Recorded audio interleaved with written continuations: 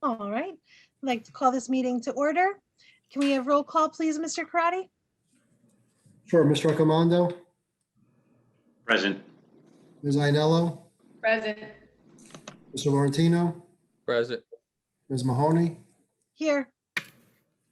Mr. Quinn, Here. Ms. Robinson, Here. Ms. Roloff, Here. Mr. Shearer, is absent, Ms. Zottarelli. Here. Please stand for the Pledge of Allegiance. I pledge allegiance to the flag of the United States of America and to the republic For which it stands, stands, one nation, under God, indivisible, with liberty and justice for all. Amen. Okay, adequate notice of this meeting has been sent to all members of the Board of Education and to the Bergen Record in accordance with the provisions of the Open Public Meetings Act, Chapter 231, 1975. At this time, please make sure that you are on mute, and you will be asked to come off of mute if you are going to address the board. All right, Superintendent's report, please. Hi, good evening, everyone. I ask for your patience. If you were here on Monday night and heard my report, I have some of those things to share with you again for those of you who maybe missed it, and some more good tidbits to share with you. Thank you all for coming to our, let's hope, last official Zoom full board meeting for regular business. And we hope that we will, and we plan to pick up at the end of August with our board retreat and goal setting meeting, training, and the beginning of the year meeting, which is at the end of August. So thank you for your patience, and I thank you for your participation. We've had some really good participation throughout the year, and I hope that that continues when we are in person. And because when we move to in person, we will just be in person. We will not be conducting Zoom meetings anymore, except we will record them and post them as we always did. Tonight we have some very special recognitions, which will take place at the end of my report. I just want to take this moment to formally thank everybody in the district for doing the work that you do on a daily basis, the nonstop, the effort, the attempts, the connections with kids, the help and support outside of your regular job description and the work that you normally do, which is already so hard. But we really rallied together as a full educational community this year, and everybody pitched in and everybody was flexible, and we weren't always happy because it's really hard to do what we do, especially the work of the teachers in their attempts to try to teach multiple groups of students at the same time, a virtually impossible task. And I can't think of any other profession that really reimagined itself like education and did so successfully. So thank you, thank you, thank you. We're very excited about the use of the ESSER 2 funding that we have to serve the students in many ways. The first round of ESSER funding came to us last June. That was mostly used in preparation of the buildings, filters, PPE, student temperature or people temperature scanners, alcohol wipes, and pardon me? The barriers, did you say The barriers on the desks, absolutely.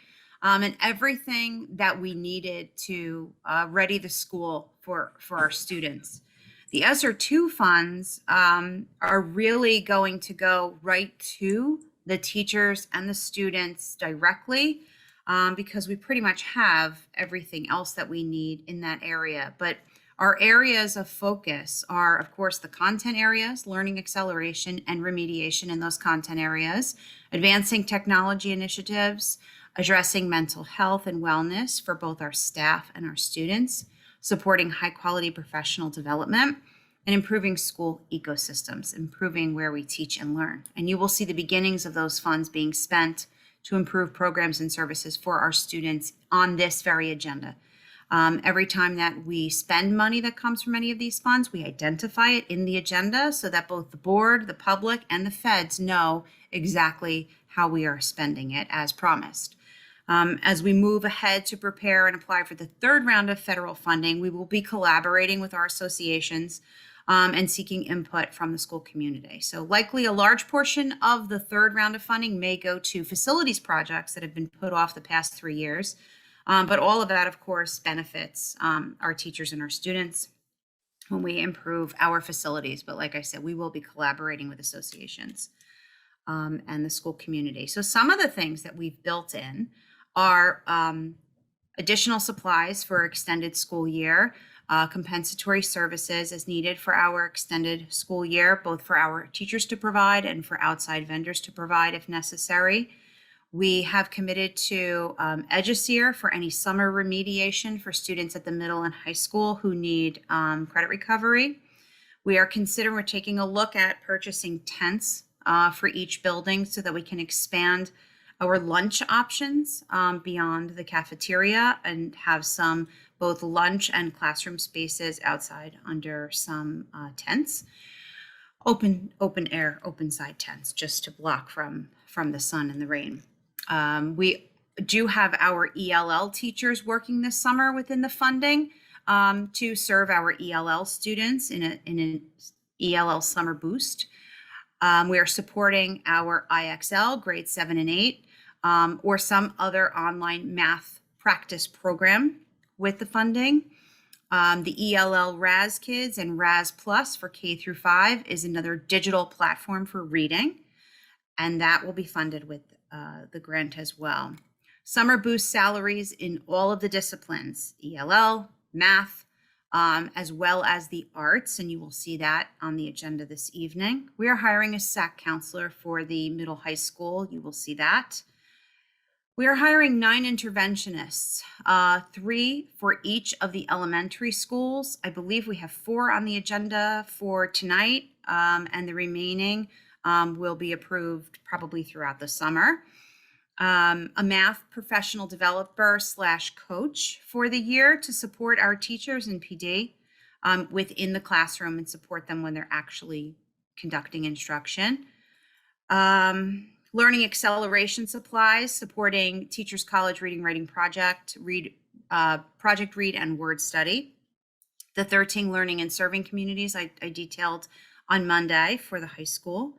An additional elementary counselor to help us support INRS and 504, assuming that we will have additional needs post-pandemic in that area, and that person will be shared across the buildings. Some form of student leadership program, for example, a name that has come up, although we haven't made a decision, is something like the Leader in Me. So this would be a continuation of our SEL program at the elementary school, but the Leader in Me also goes to grade 12. So it's a great SEL program, and we're looking to solidify a choice in that area, which we haven't done yet, but that is in the grant. A partnership with Care Plus for mental health services for both our staff and students to support, and an additional technology support staff member. So as you can see, the things that we are planning to do are really the things that are the closest to the children, and that was our focus for this grant. Okay, on Monday, Charlie Klein, DJ Meisch, and a representative from the travel agency presented an Italy trip to the board.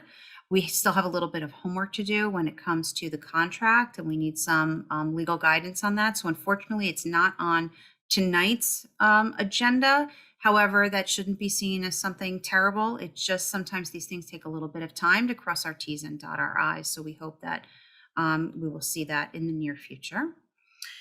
Let's see. Okay, a few more things. Okay, please, if you haven't taken a look at the updates to the curriculum corner, Mrs. Violetti really does a beautiful job of updating what's going on in curriculum instruction on that website. One of the things that she recently posted there was the Elementary Gifted and Talented program, a slideshow, so you can see the kinds of units of study that the students were engaged in. because that did happen this year, and nothing really went by the wayside. There were lots of these types of things that maybe people didn't realize were still happening throughout our school year, and we're really proud of it. And you should see the beautiful work that they've done. Okay, ESY updates.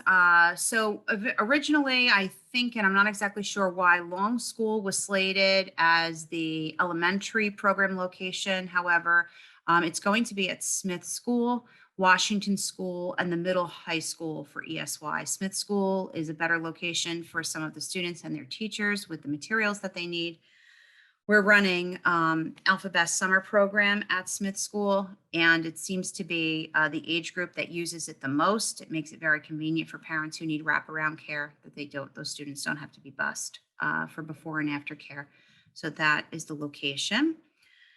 In Washington, students were able to experience the release of their butterflies after observing the life cycle or metamorphosis of the egg. And I got to see Miss Bonin do that.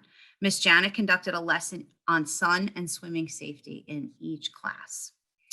At Franklin School, we will be having a Zoom spring concert featuring 4th, 5th, and 6th grade band members and the 5th and 6th grade choir. Mrs. Schwartz has been busy recording segments to feature their accomplishments. The Franklin 5th graders shared their wax museum presentations by using Flipgrid. The historic figures were brought to life virtually, and the fantastic poster boards that each student created are featured on the first floor. And I did see them Monday. Students were treated to a gallery walk of their poster boards to learn about each person's contributions to society. 2nd graders have been diving deep into the world of poetry. They've been having fun, experimenting with writing different types of poetry and learning about rhyme, rhythm, repetition, line breaks, writing with a poet's mask, and more. These special poems will be made into a class poetry book as a memento for the 2nd grade. At Long School, the LMS students are buzzing with excitement regarding the upcoming Falcon Fun Days. We kick off tomorrow with our students in kindergarten and 1st grade, and special thanks to our elementary PE teachers, Mr. Munoz, Ms. Donato, and Mr. Rogers for their collaboration to bring these events to our schools with the support of the PTO. Virtual spring concert is also being prepared at Long Memorial School. Ms. Grados has been working with the students to gather individual performances using Flipgrid that will be combined for an ensemble performance using other online software. Grade 3 students at LMS have been very busy prepping their Civil War projects for their current social studies units of study. Ms. Silvers and Ms. Lyons are excited to share this event with their students. At Smith School, students and staff are also excited for this year's new Falcon Fun Days. A big thank you to our PTO for the t-shirts and the drawstring bags. And of course, thank you to our PE teachers. The students at Smith School have been encouraged to participate in a virtual art gallery, which will showcase 1 or 2 pieces of artwork created by the students meeting virtually. The slideshow will include artwork from all grades, and we are very excited. And this year, Smith School will be presenting their concerts recorded virtually. Mr. Lesky is very proud of the hard work of the experienced band, chorus, and beginner band students. At the middle high school, the high school had their pep rally today and also had a senior day this afternoon to honor our soon-to-be graduates. On behalf of Mr. Meisch, he would like to give special thanks to Ms. Napolitano and Ms. Felderman for their hard work in the pep rally today. He'd also like to extend special thanks to the senior parents for their planning and hard work. We know a lot of time and fundraising, as well as tons of donations from the families, went into this new event. Specifically, he would like to thank Mrs. Vicky Torbick, Jen Ween, Megan Johnson, Sophia Grodsky, and Beth Lamboy, Chris Ianello, Will Osborne, and Officer Stallone. But he also said everybody rallies when we do something like this, and everybody chips in to help. So thank you to everyone at the middle high school. Congratulations to the 162 students we had the opportunity to honor at the high school, those who received recognition at our academic awards ceremony on June 2nd. Congratulations to all of the students and staff involved in Xanadu. And if you didn't get to see it, you might get another opportunity to see a video of it. So I will keep you posted. We hosted a successful outdoor band concert at the middle high school on June 1st.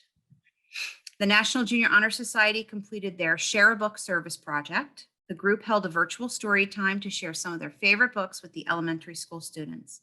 They also held a children's book drive and collected almost 300 new and gently used books. The books were used to restock the 5 little free libraries located in Saddlebrook and to provide books that the children will be able to read and keep for their own at a summer program in Patterson. And I did see them on Monday sorting those books. The Service Learning Club ran Kindness Week events, which involved taking a kindness pledge and completing random acts of kindness to friends and family during the end of May.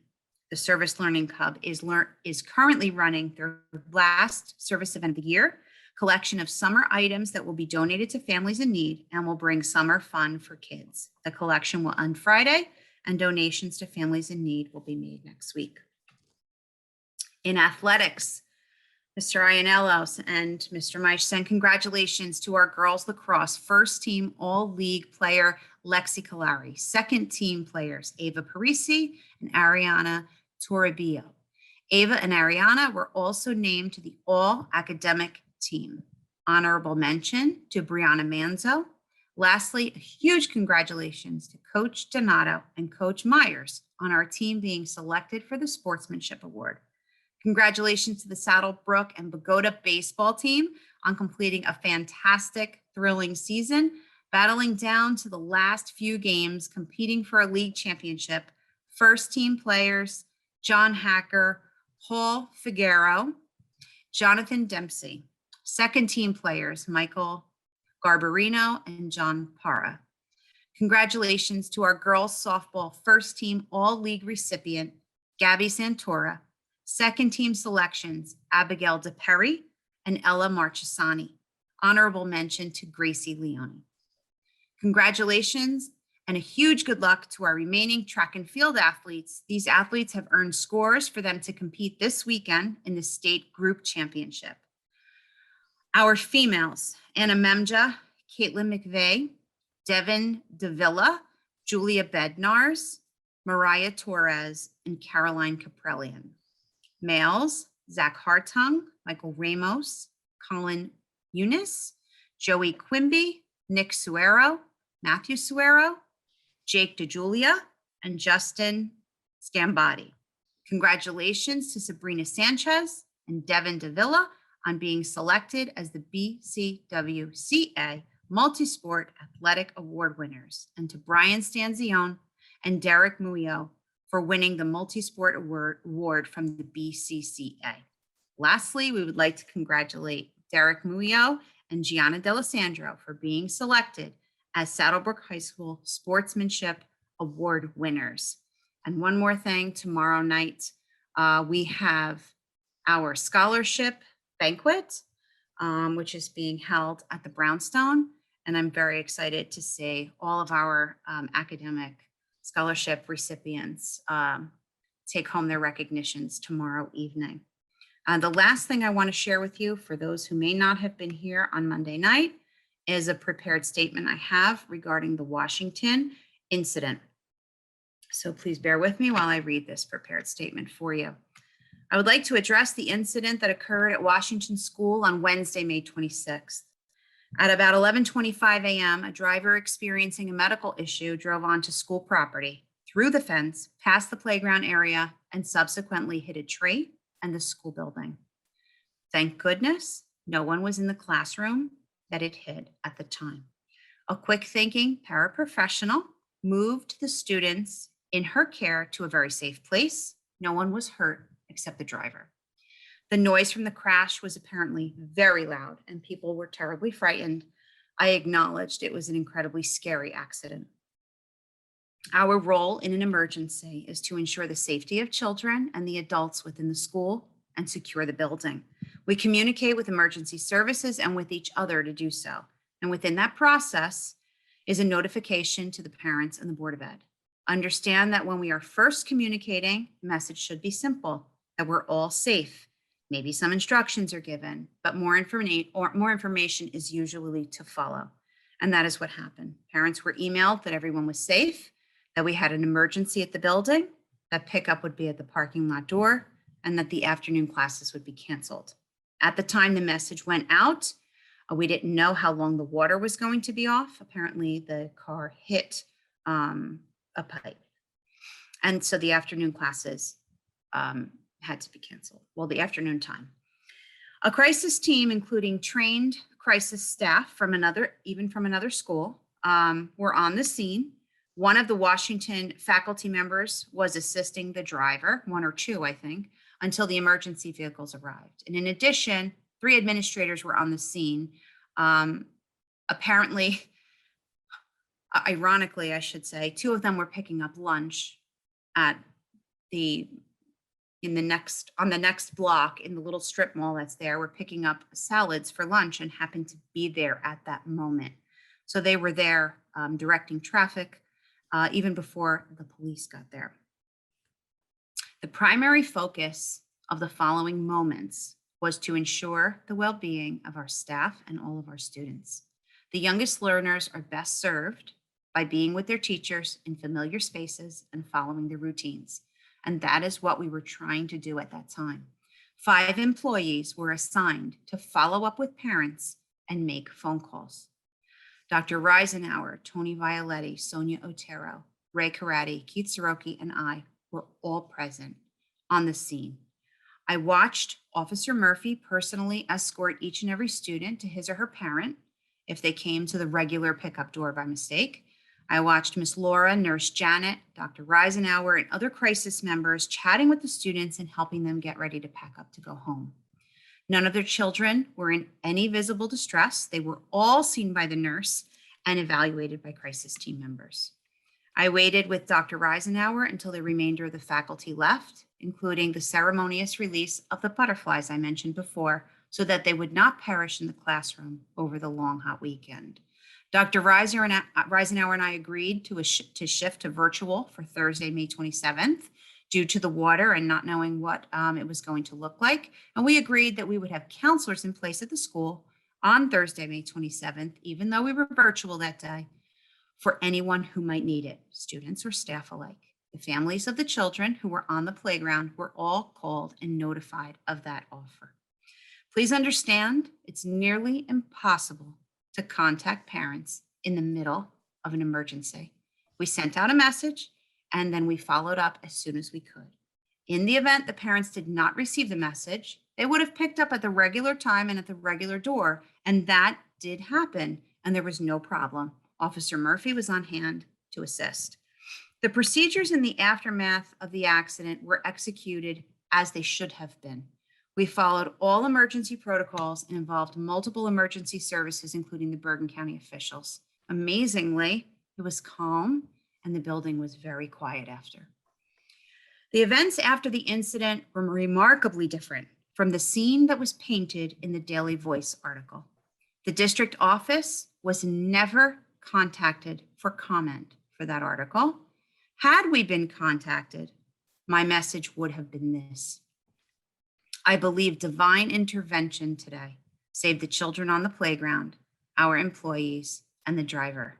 I would like to make special mention to Miss Raneem Cass-George, our paraprofessional who was on the scene to protect our little friends, and Ziomara Hadnot, who called the emergency and assisted our little friends and Miss George in getting them off the playground.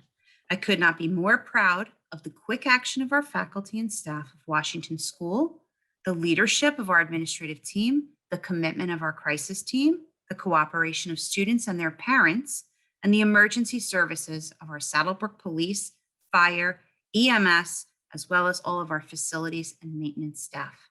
Thank you all for following our emergency protocols and for remaining steadfast in serving the children.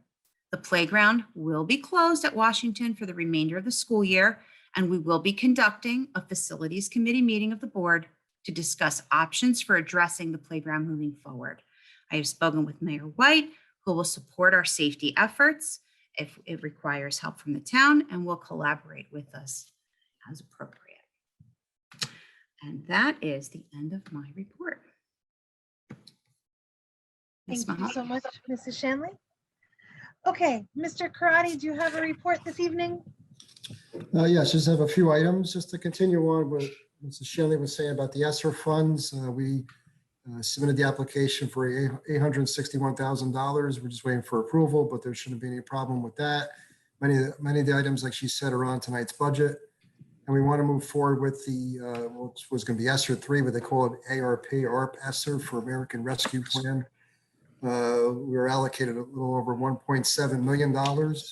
And we'll continue on, like Ms. Shanley said, the staffing, and we're also looking to do HVAC equipment upgrades. So that application isn't due till November. I don't know why they pushed it off so long, but we're going to apply for those funds rather quickly so we can get continuing in the staffing and get those HVAC upgrades moving as quickly as possible. The year is coming to an end, and I can't believe it because we just had the audit report delivered in March, and now we're going to be closing up the year again, but time just keeps moving, and we'll continue with that. The next item is our food service company, Pomptonian, is looking to hire in all various positions within the company. So if anybody wants a position, we think we're going to be okay with Saddlebrook, but it could be a surrounding district. So if you're interested, please go to the Pomptonian website for more information. And on the food service, I just want to talk about the food service department. They did a fabulous job under Tom DeTula's leadership every day. I mean, from the first day to shut down, the hours to serve the meals, what door, what building, then when the students came back, coordinating all that. It was just a lot of work. Then it went into weekend meals, which I heard from the principals that they love. Getting those the big bags of food the kids brought home. And they informed me that some of the meal bags were actually larger than the students. We really need to get food service up and running. We're going to be working with them over the summer so we get back to these full days and the students eating lunch in the cafeteria. And that concludes my report. All right. Thank you very much, Mr. Crowley. Okay, Mrs. Shanley, we have some presentations tonight. Yes, we do. So tonight we get to recognize the many, many years of service that we have in our retirees. And I have asked all the principals to come tonight if I think we may have some people other than principals who are presenting the retirees to the board, and we're recognizing them. And our first one is Catherine Sutera. Hi, everybody. I'm Lori Cohen, for those of you who don't know me, principal of Franklin School, and I'm so happy to speak and recognize Kathy for her 30 years of service to the Saddlebrook School District. Kathy's colleagues describe her as an amazing educator, an advocate for her students, and a wonderful resource for her colleagues. Teachers who have had the benefit of working with her say that they have learned tremendously from her wisdom. When I first met Kathy, I knew right away that she was a veteran teacher who was still passionate about teaching. She still has a sparkle in her eye when she talks about anything related to teaching and her students, specifically when it comes to helping students learn their multiplication facts. She's always been flexible and accommodating, and it displays a whatever you need attitude. As a special education teacher, Kathy would use multisensory methods to help her students learn, and she would make modifications to assignments and assessments to help her students succeed. Dr. Lauren Reisenauer describes Kathy as a teacher who effectively supports and assists students in meeting their academic, social, and emotional needs by addressing each student individually. This was markedly evident this school year when she had students to support both virtually and in person. Very, very challenging. Mrs. Tony Violetti describes Kathy as a continual learner who was always willing to learn a new program or teaching technique. We will miss Kathy's warm smile, positive attitude, and unwavering dedication. I know she is looking forward to spending more time with her grandchildren and her husband, who will also be retiring from the Tenafly Public School System. Kathy, enjoy your well-deserved retirement with your family, but know that you will be very much missed by your Franklin family.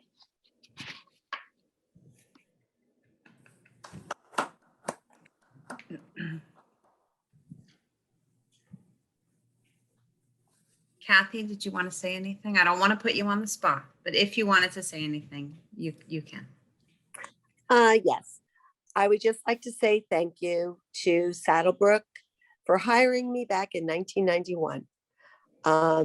It's been a very long journey. It's been a happy journey. I've met wonderful colleagues, wonderful administrators.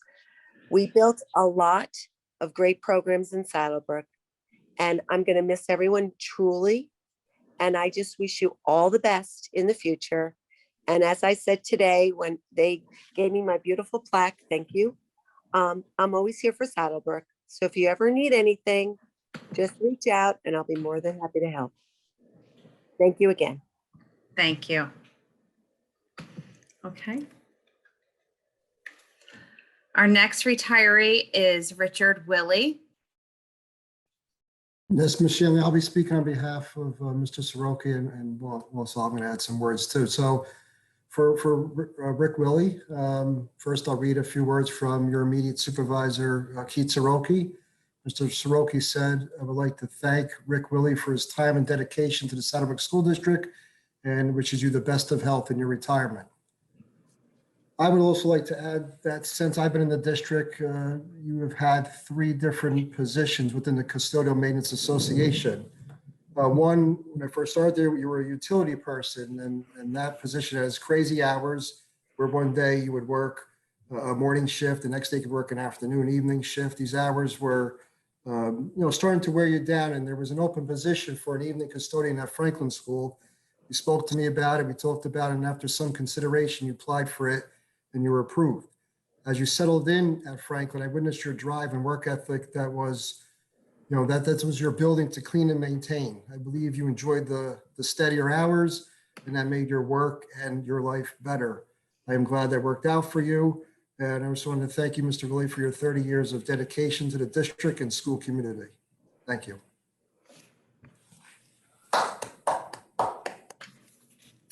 And I'm pretty sure Rick Willy is here with his family. I don't know if there's anything that you would like to say, but if you would, you may.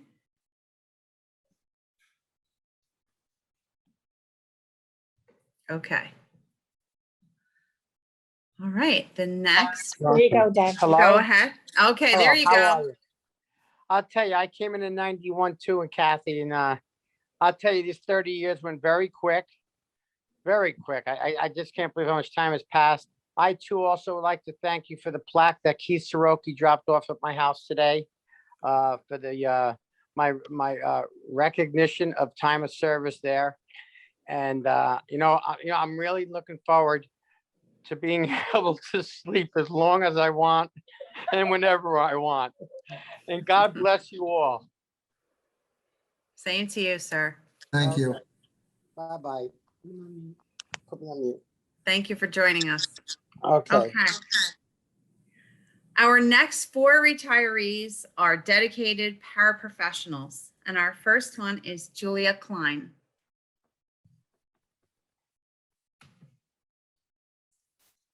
Good evening. I'm Dr. Lauren Reisenauer, who is one of Ms. Klein's colleagues, and I would also like to recognize her 20 years of service to the district. I know when Ms. Julia started, she worked in multiple buildings and served as a long-term sub, and also worked in other buildings as a paraprofessional. But for the last several years, she's been at Washington, and she has been instrumental in the success of our program. Her dedication is evidenced by her consistent attendance and her ability to work with multiple children in multiple classrooms whenever I ask her to be flexible and move around in that building. She has a very positive attitude, and she's willing to help whenever asked. And she just has a wonderful sense of humor. When I asked her colleagues what they thought about Miss Julia, the one thing that they said is that she is a rule follower and she is very dedicated to the rules, and they tease her about her willingness to be inflexible when it comes to that.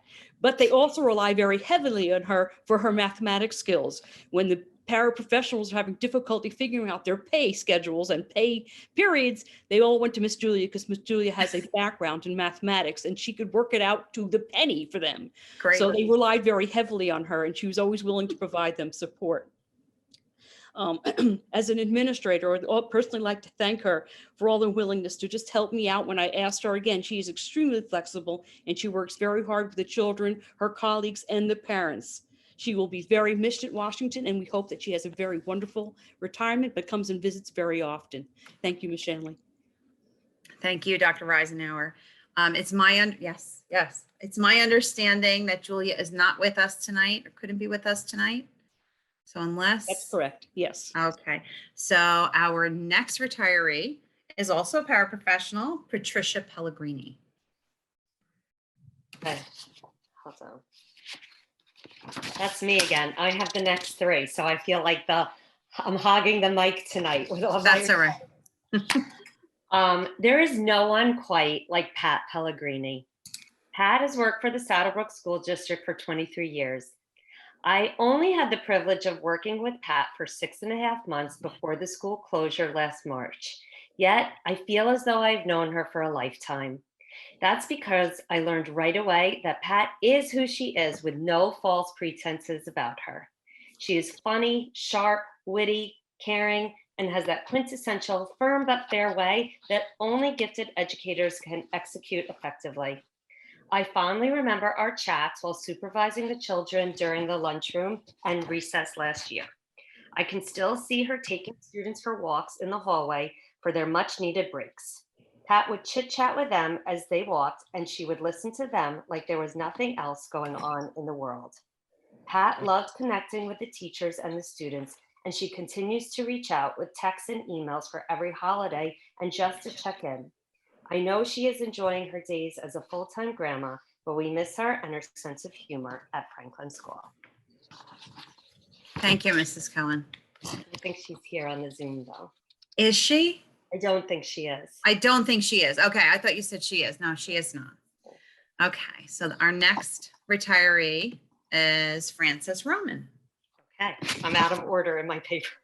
That's okay. Okay. Fran Roman served the children of the Saddlebrook School District for 16 years. Her amazing energy and dedication to the students are what make her stand out. Fran treated the students of Franklin like her own, and she would always kneel down to speak to them at their eye level.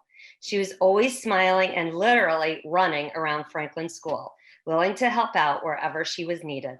Teachers loved having Fran as a paraprofessional in their classroom because she was always smiling and happy to help in any way possible.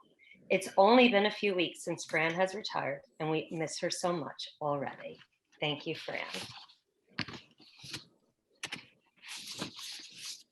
Fran is not here either. Okay. Our last retiree is Marilyn Tarrila. Marilyn is here. Marilyn is here. I saw her. Yes. Marilyn Tarrila served the children of the Saddlebrook School District for 24 years. Her calm and gentle demeanor and her warm smile are traits that she is well known for. One fond memory I have of Marilyn was listening to her read a story to the second grade students in each homeroom last year before the school shut down. The family story she shared was related to the curriculum, and she was so enthusiastic about the chance to share some of her personal history with the students that she served. Marilyn was a true professional, always displaying a positive attitude and taking all situations in stride. Christine Crowley describes Marilyn as someone who knew when to step in, knew what students to help, how to go the extra mile, and always with a smile and a chuckle. She also says that Marilyn brought sunshine, laughter, and humor to every classroom she was in and cared for all the students and teachers as if they were her family. Though I only had the privilege of working with Marilyn for a few months, she will always stand out in my memories as a respected and beloved matriarch of the Franklin family. Thank you, Marilyn. Marilyn, we're glad you could join us. Is there anything that you would like to say? Thank you so much. You made me cry. I love you all so much, and I miss you all so much. I wish my health had allowed me to come back. Franklin and the entire Saddlebrook School District will always be my family. I'm so glad I raised my family in Saddlebrook. And I love you all. Thank you so much. Thank you. Everyone. Thank you all for your collective years of service, your dedication to the children and the school community. And we will miss you. Are there any board members that would like to say anything to the retirees? I just want to give you an opportunity. I just would like to say that thank you all so much for your service to Saddlebrook and the students of Saddlebrook. I always love this meeting. It's such a, I leave with my cheeks hurting from smiling so much, and you guys all just touch my heart hearing all the good things, and thank you all so much for your service. Enjoy that retirement. Go ahead, Mrs. Robinson. My turn. Hi. Yes, congratulations, everyone. Thank you so much for your service. I personally was a parent with 2 of the retirees at Franklin School, and so with Sylvia, I'm sure she'll say. So we were friends, you know. We were on the PTO together. Our kids grew up together, and Marilyn was a neighbor of mine at one point, like right up the street. So I'm just, and you know, Pat, we used to go to the pool together. So these are people that I've been friends with for many, many, many years. And really, I wish you all the best and enjoy your retirement. Go ahead, Mrs. Zattarelli. I saw you next. To piggyback off of Angela, like she said, we know a lot of them personally and go back a lot of years. Marilyn, you and I go back even way before that with Billy. We won't, but I just want to wish all you guys the best of luck with whatever your next chapter is. And no, Franklin will always, not just Franklin, but Saddlebrook will always be here for you guys. Mrs. Roloff? I just want to thank you all also. It's nice to hear that you've spent so much time in one district in Saddlebrook, and enjoy your retirement and relax and take it easy and one day at a time. And like Mr. Willy said, now you don't have to get up early and you can have as many naps as you want. So enjoy it and thank you. Thank you. Anybody else? All right. Okay, thank you. Okay, so our next exciting adventure is recognition of the Bergen County Teachers of the Year Award, which we recognize one teacher per classroom, and the parameters are established at the state level. So it's important to know how this process works. So everybody who works in the district has the opportunity to nominate a teacher in the district. They must be here for, I believe, 5 years. They cannot have been a recipient of the award in the past 5 years. They have to be in good standing with the district, obviously. And then what we do is we assemble a committee of administrators and last year's 5 teachers of the year to review all of the nominations, and then the teachers, then the committee votes, and the committee has spoken. So what we like to do is we like to sort of surprise the teachers a little bit, and we like to do it in the presence of their students. We hope that we can always surprise them in the presence of their students, embarrass them just a little bit, and we usually make them cry, and that's the goal. We want them sobbing, right, Mrs. Chapman? And and so we have a great time planning this little covert situation of announcement and attack. And so we had the opportunity to do that last Friday and this Monday, and I can assure you each and every one of them, because they're so wonderful, we're all incredibly humbled by the recognition, all asking, why me? But I can assure you that there were also a lot of nominations for, I'd like to nominate my entire building. I'd like to nominate every teacher in the district. I'd like to nominate everybody who shows up for work every day, because this was such an incredibly hard year. So the choice was very, very difficult. And these are our exemplary recipients.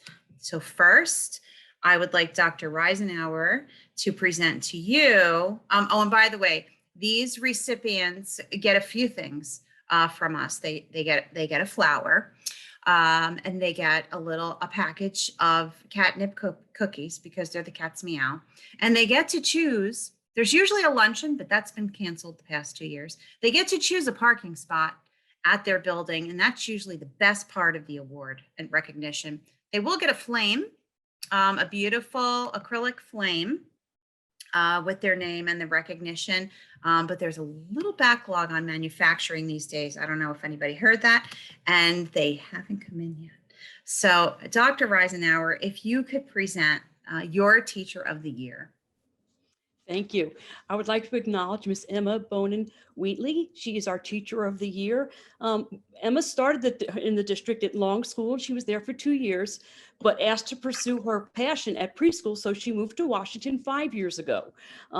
She comes in every morning with a wonderful smile, enthusiastic about starting her day. Usually she has so many bags to carry in that she needs help getting in the building because her arms are just full. She works very closely with her colleagues at planning many events at Washington, such as the graduation, such as field day, and events that support the curriculum with our new curriculum, which is creative curriculum. She has worked closely with the child study team to make sure all of our children receive the services that they are identified to be in need of. Her dedication to her students and families is evident by her daily practices and her pursuit of her own personal growth. She continues to explore different things for our creative curriculum and brings in new ideas to support that curriculum. She shares with her colleagues. She was instrumental in getting our virtual classrooms up and running at Washington and supporting her colleagues to learn how to do that. Google Classroom, she did an exceptional job with that. She has also stepped into a leadership role at Washington by supporting this administrator when I am out of the building, called to other buildings. She does support the building and provide support for the staff when I'm not there, and I can't thank her enough for that. She does it quietly and without constant recognition. She truly is an exceptional leader and an exceptional educator. And she's an amazing advocate for her students and is a wonderful colleague with her parents trying to raise preschoolers to be exceptional students in their pursuit of education. And again, Emma, I can't thank you enough as a personal friend and a personal colleague as to what an exceptional job you've done this year. Thank you very, very much, Emma.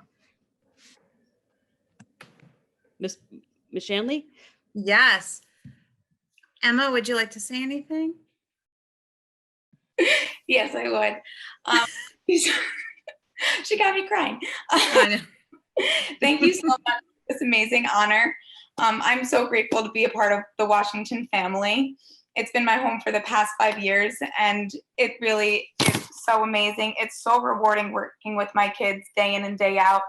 I go into school with a smile every day, and I leave with even a bigger smile because of my kids. And it's just a wonderful, wonderful building to be in, and an amazing experience to work with my students as well. Thank you. Thank you. Congratulations, and you will receive your flame soon. Okay, at Smith School, I know Mrs. Wonder could not be here tonight, but I know that she prepared something for Mrs. Cawley to read on her behalf. So Mrs. Cawley, I'm going to turn it over to you. Thank you very much. So good evening. I'm Jillian Cawley, the Supervisor of Special Services. Mrs. Wonder did really want to be here tonight to speak, but she's recovering from surgery and not able to be with us. So I'm honored to be taking her place to introduce you to the Smith School Teacher of the Year, Miss Kara Chapman. Mrs. Chapman has worked as a 4th grade teacher at Smith School for 5 years and embodies all of the qualities you would ask for in a classroom teacher. You may have seen her last year. She was one of the teachers spotlighted in the NJ.com news story about the district using mindfulness and wellness practices right before we were shut down for the pandemic. When you meet Mrs. Chapman, it's immediately apparent how much she loves her job and working with children and families. She's always working to support, engage, and challenge her students. Mrs. Chapman is known for creating a classroom community of learners who support one another. She is attentive to all of her students and works tirelessly to educate them and make learning fun. Several of her colleagues recently shared what makes her such a standout teacher, and I'll share a few of their comments. Mrs. Chapman loves each and every one of her students as if they were her own children. She finds out about their strengths and weaknesses, their likes and dislikes, and really finds ways to connect with her students so that she can optimize their learning potential. She offers extra help when she knows students are struggling with a concept, and she teaches in a way that makes it fun so it does not feel like learning. When looking forward to the 2021 school year, one colleague said, it was Ms. Chapman was creating interactive notebooks for her students so they could use these at home and at school. She was practicing Google Classroom so it was easy for the students and the parents. She was creating slides and slideshows to help her students navigate the new technological world and be successful. She would be up for hours because she wanted to be prepared for her students' new school year. She is a teacher who comes in early and leaves late to ensure that she and her students have everything they need to optimize their learning until the next day. Another shared, Mrs. Chapman has created a welcoming and loving environment in her classroom. She excels in teaching, whether in class or on the computer. She has seamlessly moved to hybrid instruction, and she makes sure all of her students feel seen and heard. I have watched her students enter in the morning, giving her air hugs, waves, and elbow bumps with big smiles on their faces. They're always so happy to be with her in school. She has also helped to create and implement interdisciplinary lessons and works amazingly with her colleagues. Mrs. Chapman is an asset to Helen I. Smith School. In addition to her classroom role, Mrs. Chapman takes pride in making school a warm and welcoming place. She is on many district and building committees, including Smith Sunshine Committee, the Pride Committee for SBEA, Smith School Safety Team, and more. She takes advantage of every professional development opportunity the district has to offer to make her a better teacher and to help her students learn as much as possible. Many colleagues echoed Mrs. Wonder's thoughts by saying it's an honor to work with such an amazing teacher because she brings out the best not only in every student she teaches, but everyone she meets. We are truly lucky to have Mrs. Chapman as part of our Smith team. Thank you for all that you do to make Smith School a success. Congratulations, Mrs. Chapman. Congratulations, Kara. Would you like to say something? Sure. I'm gonna try and not do it without crying this time. Thank you so much. It's such a humbling award to win. I'm just so honored. I'm so grateful. I work with the most amazing coworkers, and going to school every day is just amazing, working by their sides, and my students just make it all worthwhile. Every year I go, I don't know how I can have such an amazing class again. Every year I just get the best students, and they work so hard, and they make my job so easy. And I'm looking forward to spending my career in Saddlebrook. I think it's an amazing place, and I'm just so honored. So thank you. Thank you so much. Congratulations. Thank you. Well deserved. Thank you so much. Okay. And now we have Franklin School. Here you go, Mrs. Cohen. Here I am, back for It's more. you again. Okay. Christine Crowley is Franklin School's Teacher of the Year. She is described by her colleagues as being innovative, dedicated, determined, enthusiastic, positive, and creative. Her hard work and dedication throughout the years have won her the respect of the parents of the students that she teaches and her coworkers across the district. She is the colleague that others go to for advice, creative feedback, and support. She is the teacher that others aspire to be like, and the teacher that you would want your own children to have. Her students know that she will always be there for them. That's because she plans engaging activities that push students to always do their best. She always finds ways to celebrate her students and their achievements. The Wax Museum is all hers, her creation. The students of Franklin School look forward to 5th grade for the highlight of being able to transform themselves into an individual who has contributed to our nation. Despite the many restrictions we faced this past school year, Mrs. Crowley found a way to continue the Wax Museum on Flipgrid. Behind the scenes, she was one of Franklin's very own vaccine angels, helping staff members to set up their vaccination appointments. She made teaching in the hybrid model look easy, even though it is extremely demanding to balance teaching students who are in the classroom with students who are learning remotely. She puts her heart and soul into everything that she does, and she cares so very much about doing her very best. I would often tell Christine, Be kind to yourself, because she was always thinking about what more she could do instead of how much she was already doing. To us at Franklin School, Christine is the loving mom, the supportive sister, and the fun aunt, all wrapped up into one fantastic member of our very dear Franklin family. Congratulations on this very well-deserved recognition. Congratulations, Christine. So well deserved. I see you there with your adorable family. Yes, it's been a very long night on the couch. I'm sorry. No, it's okay. Thank you so much. I'm so honored to be chosen as Franklin School's Teacher of the Year. In September, I will be starting my 19th year in Saddlebrook. And although I don't actually live in Saddlebrook, I really feel like part of that community since day one. I truly love what I do. I'm so proud of my students, and I love all the families that I've gotten to know along the way. I'm trying not to cry. I'm really trying to hold it back. And just quickly, I want to thank Mrs. Cohen for all the support she has given me and continues to give me and my colleagues. I am incredibly fortunate and thankful to be part of such a cooperative and dedicated staff at Franklin School, and they all help make me the teacher that I am today. So thanks again for the recognition, and it's truly an honor to teach in Saddlebrook. Thank you, and congratulations again. Okay, Mrs. Jenkins, long Hi, school. everybody. It's great to be here. I just wanted to echo what Mrs. Mahoney said. This is my favorite night of the year as well. And I'm having a hard time not getting choked up listening to all of our teachers and our retirees. So it's my honor tonight to honor Mrs. Kelly Fontana. Mrs. Fontana has been a dedicated staff member to the Saddlebrook School District since 2005. And she has enjoyed overall a 21-year career in school nursing.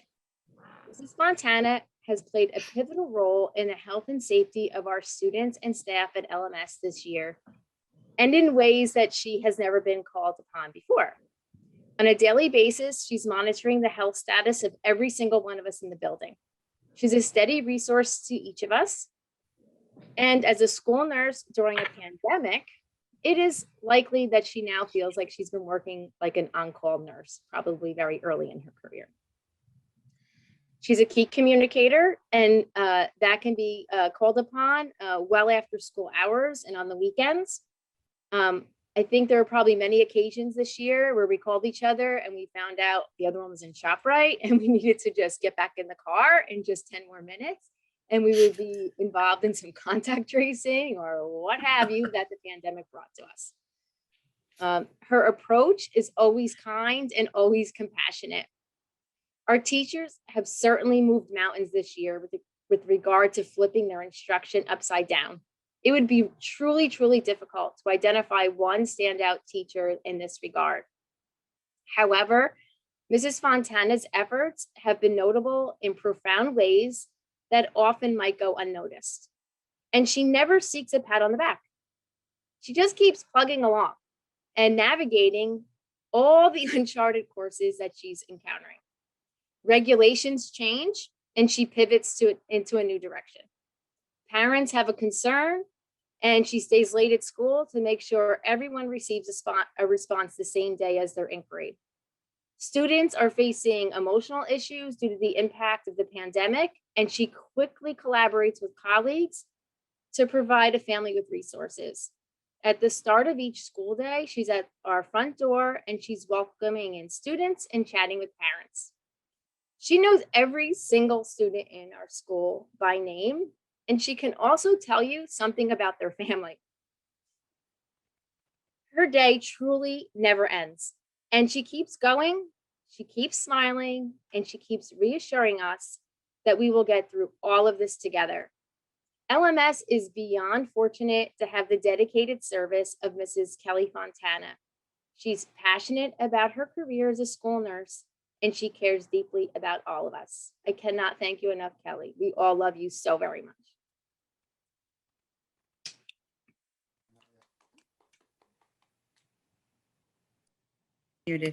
When we attempted to, Mrs. Fontana doesn't have a classroom of students, so we were trying to figure out how we could present this to her in front of students without calling some sort of fake emergency, which we didn't want to do. So we, Mrs. Jenkins gathered the 6th graders into the front hallway because I guess historically that has been a practice to recognize the teacher of the year in front of the 6th graders since they've gone through the years in the school.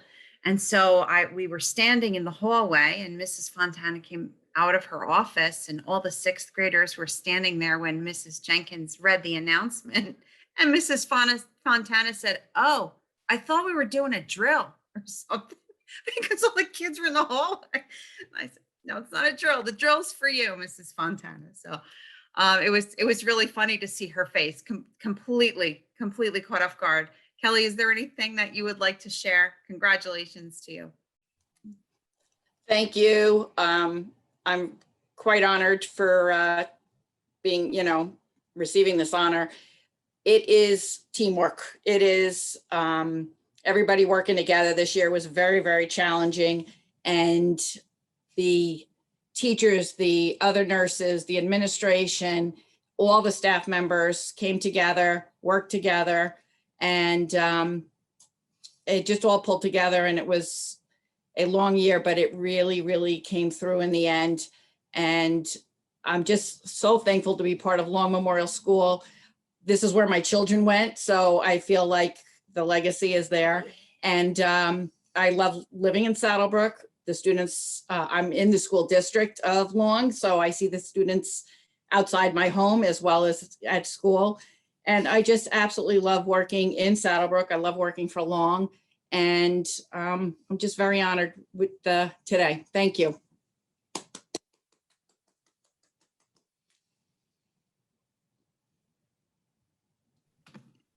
Mr. Maish, last but not least.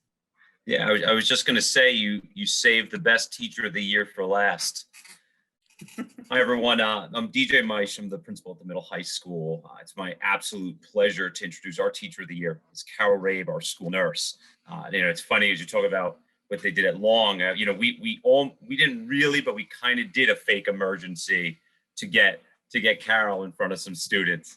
I want to make sure I can see Carol. What a year this has been, Carol.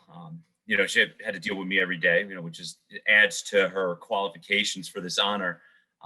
The school nurse, the relationship with the school nurse can sometimes be complicated. In normal years, the nurse might send a student or staff member home, and almost always there's at least an unpleasant conversation, but sometimes it's definitely worse.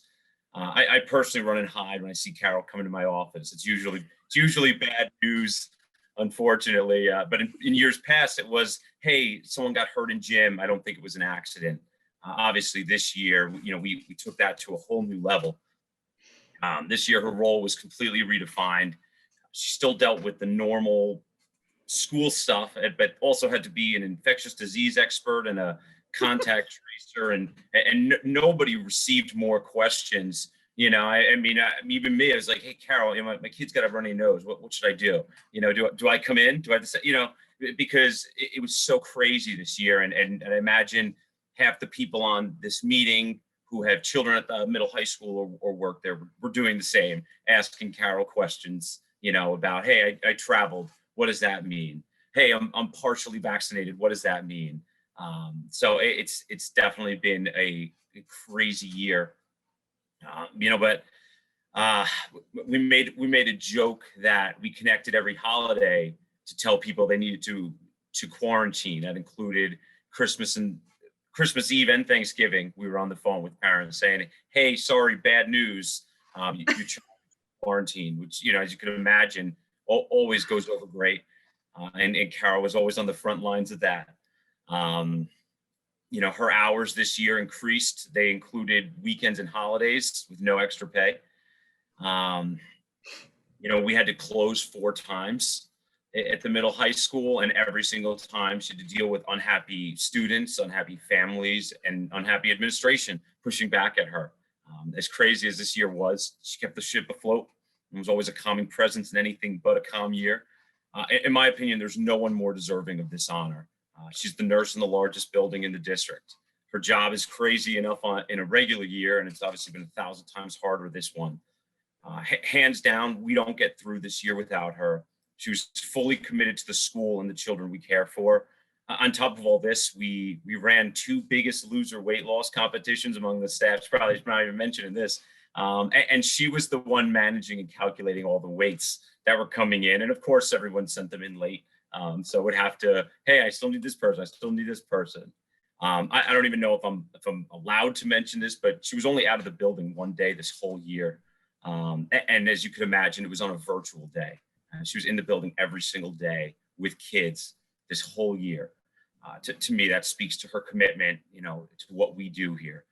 I would also like to just thank Carol's family. You let her be part of our family and keep us safe and well this year. Carol, this is well-deserved.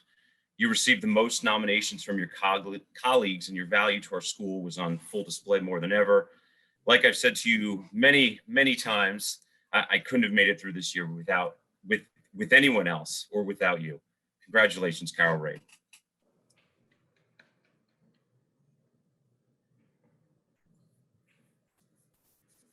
Mr. Meisch, you're such a softie. I know, I was feeling myself get a little misty-eyed. I'm not gonna lie. I know you keep that buried, but it was really nice. Mrs. Rabe, congratulations again. Is there anything that you would like to say? You're muted. There you go. I want to thank everybody for this honor. And DJ made me cry. Thank you. I really appreciate it. It is an honor to be nominated, an honor to win this award. And I appreciate all the help that the staff and all the administration gave me this year. And Mr. Meisch, I couldn't have got through this without all your help and support. Thank you. Thank you. I'd like to give an opportunity if any board members would like to say anything. Go ahead, Mrs. Roloff, start it off. Yes, because I have to, because one of these women that got the award was one of my child's teacher. And I want to congratulate everybody first before I go on about her. So congratulations, everybody. Well-deserved honor for all of you. Ms. Chapman, my daughter looked forward to getting up in the morning and going to school every day because of you. That takes a lot, especially for a 4th grader, especially my child. I just want to thank you so much. Thank you for being so caring and nurturing, and you were the mom away from their home and their teacher and everything. So thank you.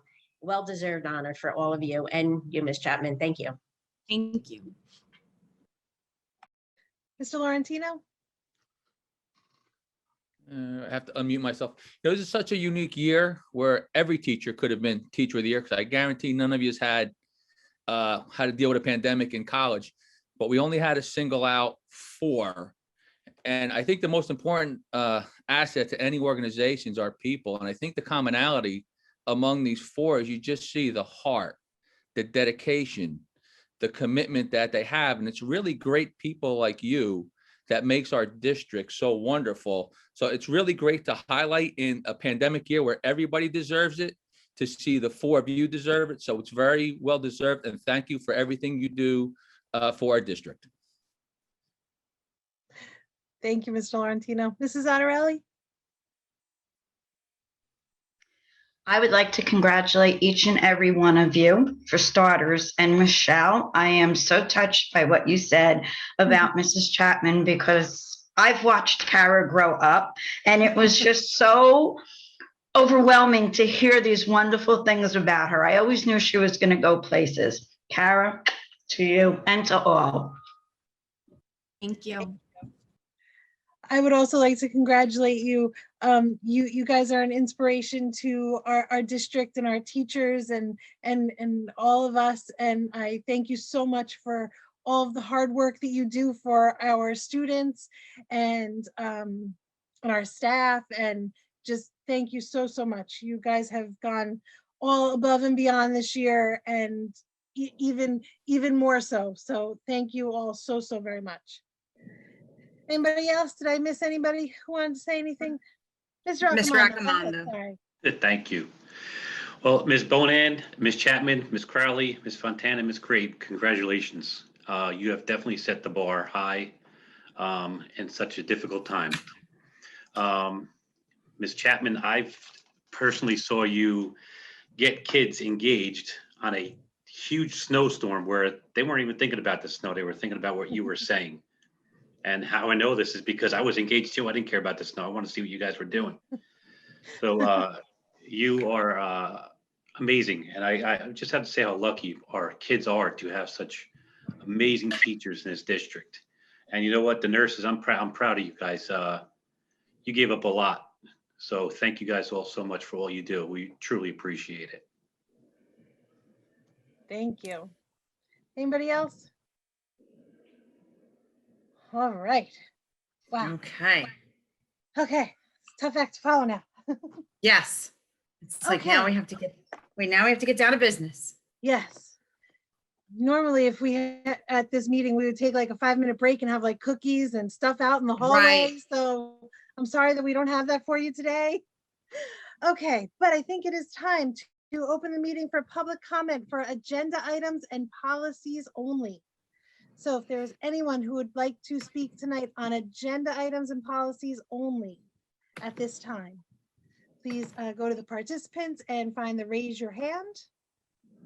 I'll give it a minute before we even do. I guess I should ask for a motion to open. So moved. Thank you. Second. All in favor? Second. Thank you. All in favor? Aye. Okay. Is there anybody who's wishing to speak tonight on agenda items and policies? Okay, I'm not seeing any. I at don't this see, I moment. don't see any hands up. No. Okay, so then can I make a motion to, or have a motion to close the meeting for public comment on agenda items and policies? Motion. Thank you. Second. Thank you. All in favor? Aye. Thank you.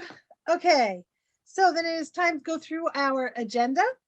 So first we have board action items at the recommendation of the superintendent. I'd like to make a motion to approve board action items B131 through B135. Do I have a second? Second. Thank you. Is there any discussion or questions on these board action items? Okay, can we have roll call, please, Mr. Crowley? For Mr. Accomando, Yes. Ms. Ainello, Yes. Mr. Laurentino, Yes. Mr. Quinn, Yes. Ms. Robinson, Yes. Ms. Roloff, Yes. Ms. Zattarelli, Yes. Ms. Mahoney. Yes. Thank you. Okay, Mrs. Roloff, education and curriculum, please. Good evening, everyone.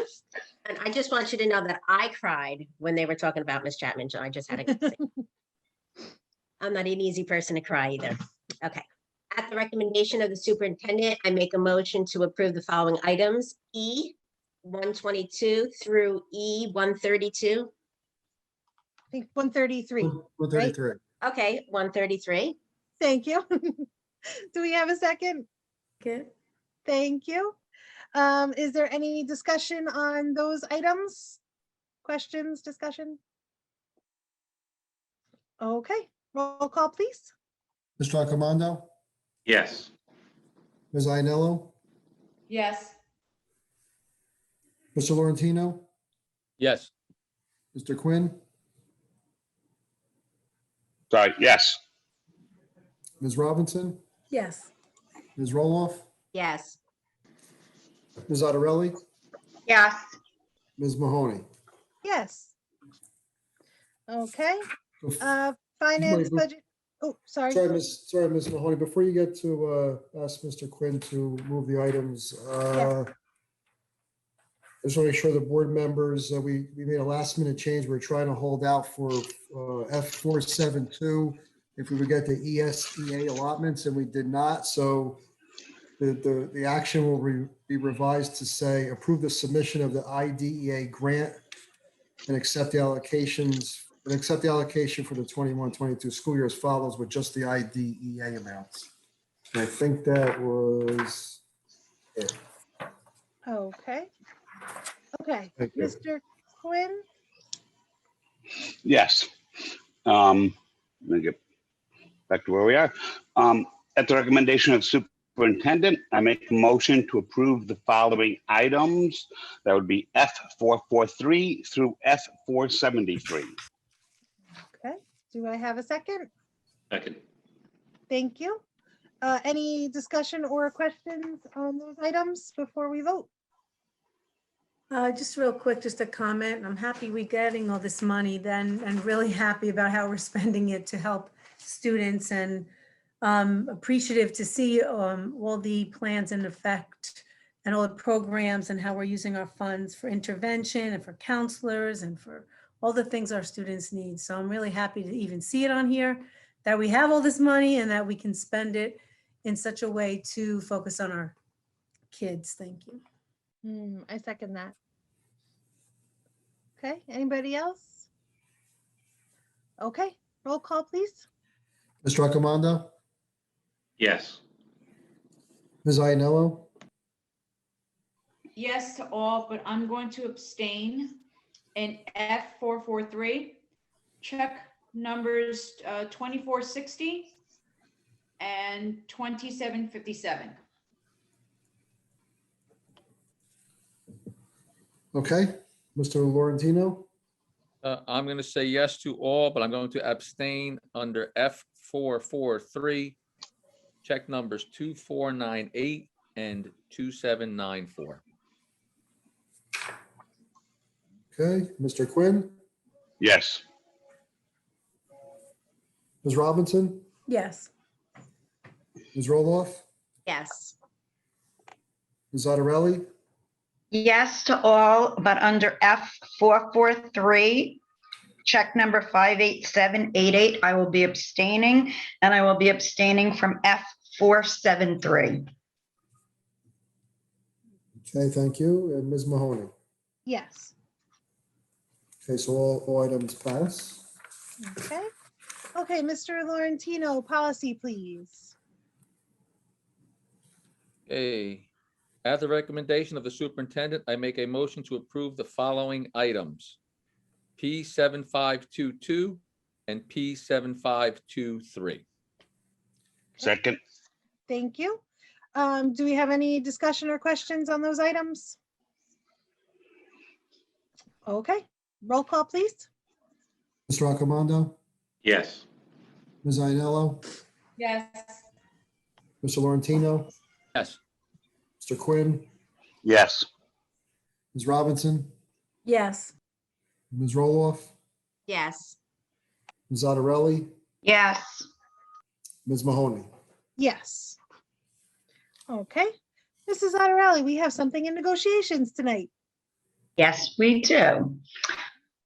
At the recommendation of the superintendent, I would like to make a motion to approve the following item, N16, sorry. Thank you. Do we have a second? Second. Thank you. Any questions or discussion? Okay, Mr. Crowley, please. Mr. Accomando, Yes. Ms. Iannello, Yes. Mr. Laurentino, Yes. Mr. Quinn, Yes. Ms. Robinson, Yes. Ms. Roloff, Yes. Ms. Zattarelli, Yes. Ms. Mahoney. Yes. Okay, Mr. Accomando, personnel, please. Okay, at the recommendation of the superintendent, I make a motion to approve the following items. P874 to P670, P90, 967. Okay, thank you. Second. I couldn't even read my own handwriting. Okay, do we have a second? Oh, yeah, I heard somebody. Yes, we- Okay, I think Mr. Quinn. Okay, any questions or discussion on these items? Like Mrs. Robinson said before, I am so excited to see all of these interventionists. I think it is going to be great for our students and so helpful to our teachers to provide extra support in the classroom for next year when we have kids at various levels of who got what and who's missing this, piece of the curriculum or this skill. It will provide so much support, and I'm so excited to see and have our district have the ability to have so many teachers come in and support our students next year. So I'm really excited about this. So thank you so much. All right, anybody else? Okay, Mr. Crowley, please. Mr. Arcomando. Yes to all except for P959. Ms. Ainello. Yes, to all, but in item number P923, item number 10, I'm going to abstain from that one. Okay. Mr. Laurentino. I am going to say yes to all, but I'm going to have to abstain from P938, number 68.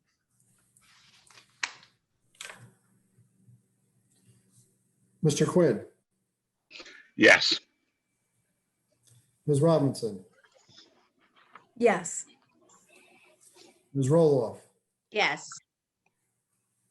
Ms. Otterelli. Yes. Ms. Mahoney. Yes. So all motions pass. Okay. Excellent. Committee reports. I don't think that we have any committee reports, but I know we have some liaison reports. So Mrs. Zianello, you want to start it off with your liaison report? Yeah, sure. Hi, good evening, everyone. I just wanted to mention about Senior Day today. The seniors had their Senior Day that was put on by the parents after the pep rally. It seemed to be a huge success. I want to thank all the parents who volunteered or donated. It was a very, very warm day, but the kids seemed to have had a great time. Mrs. Ween and Mrs. Torvik did a great job. I mean, there was many other parents, so I can't name them all, but I know they led off a lot of it. I'd like to thank the administration as well. There was many administrators walking around, the class advisors, Miss Lamboy.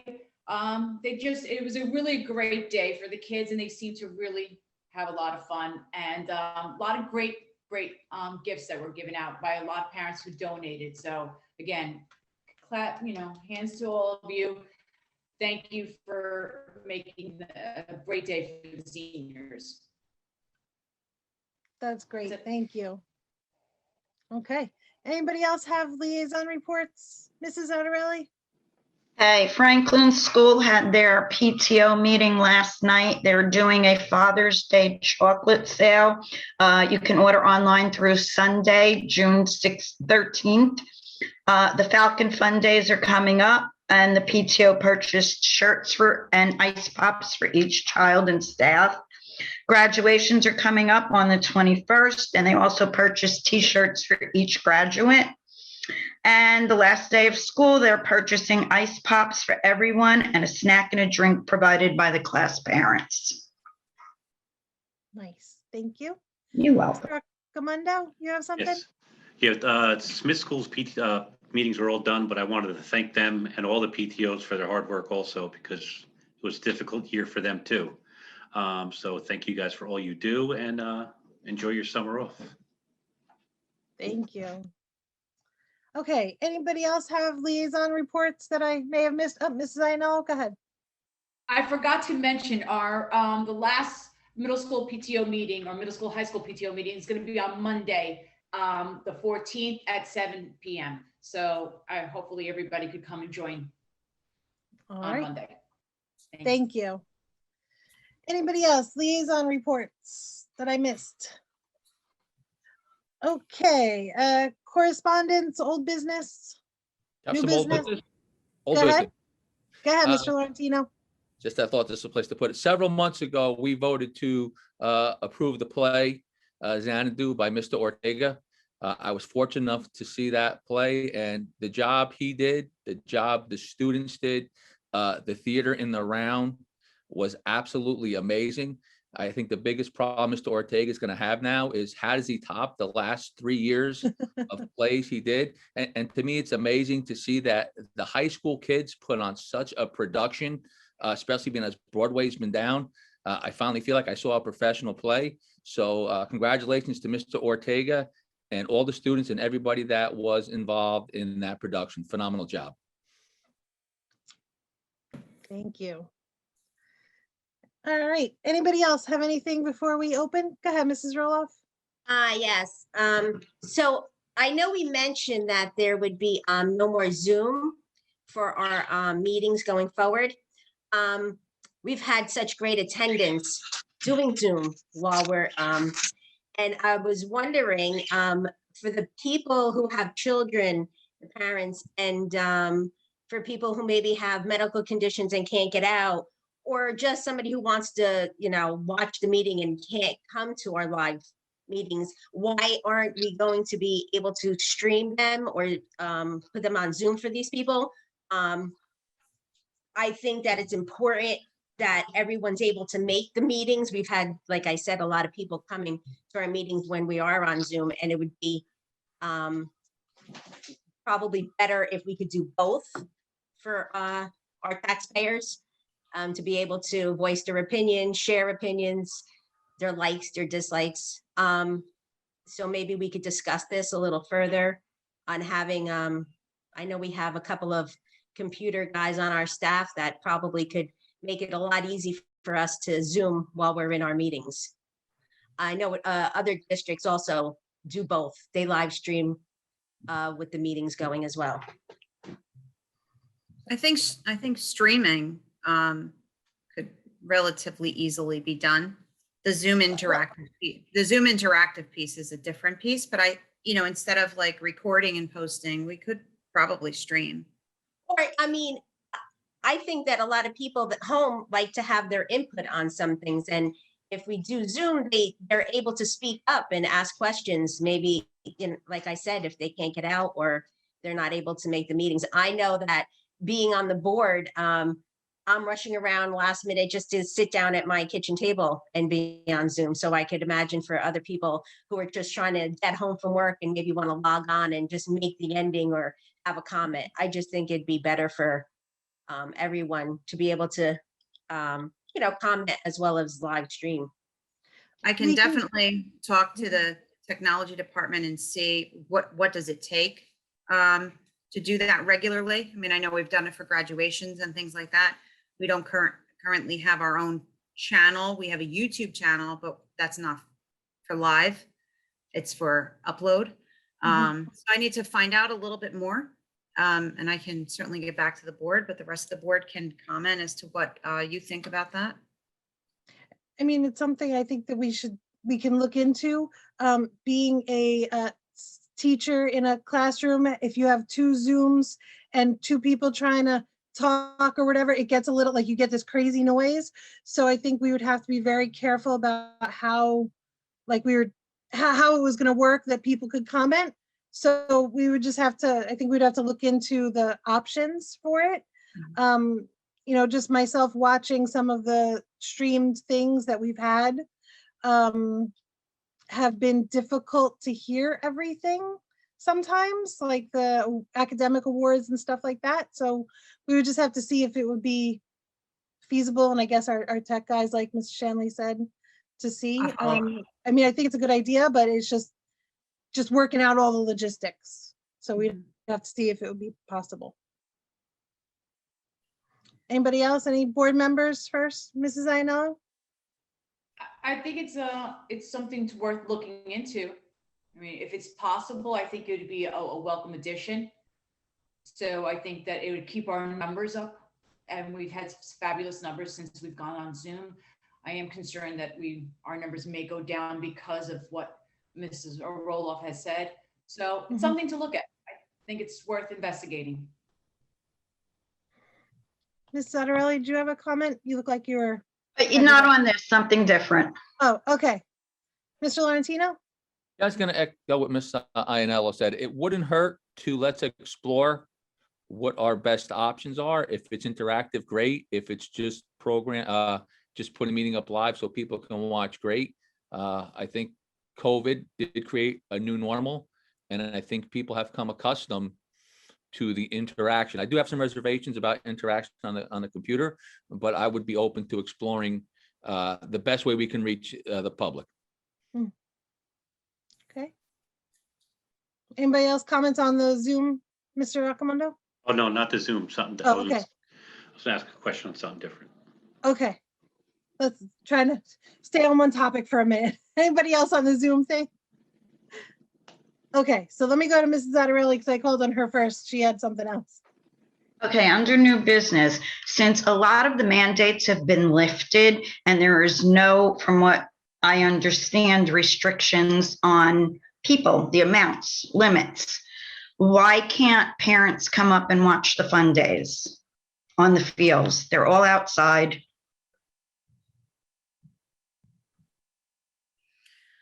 I can't really answer that yet. I would have to talk to my administrative team because they may have a perspective on this that I don't yet. I do have a meeting with them tomorrow and I can discuss it with them.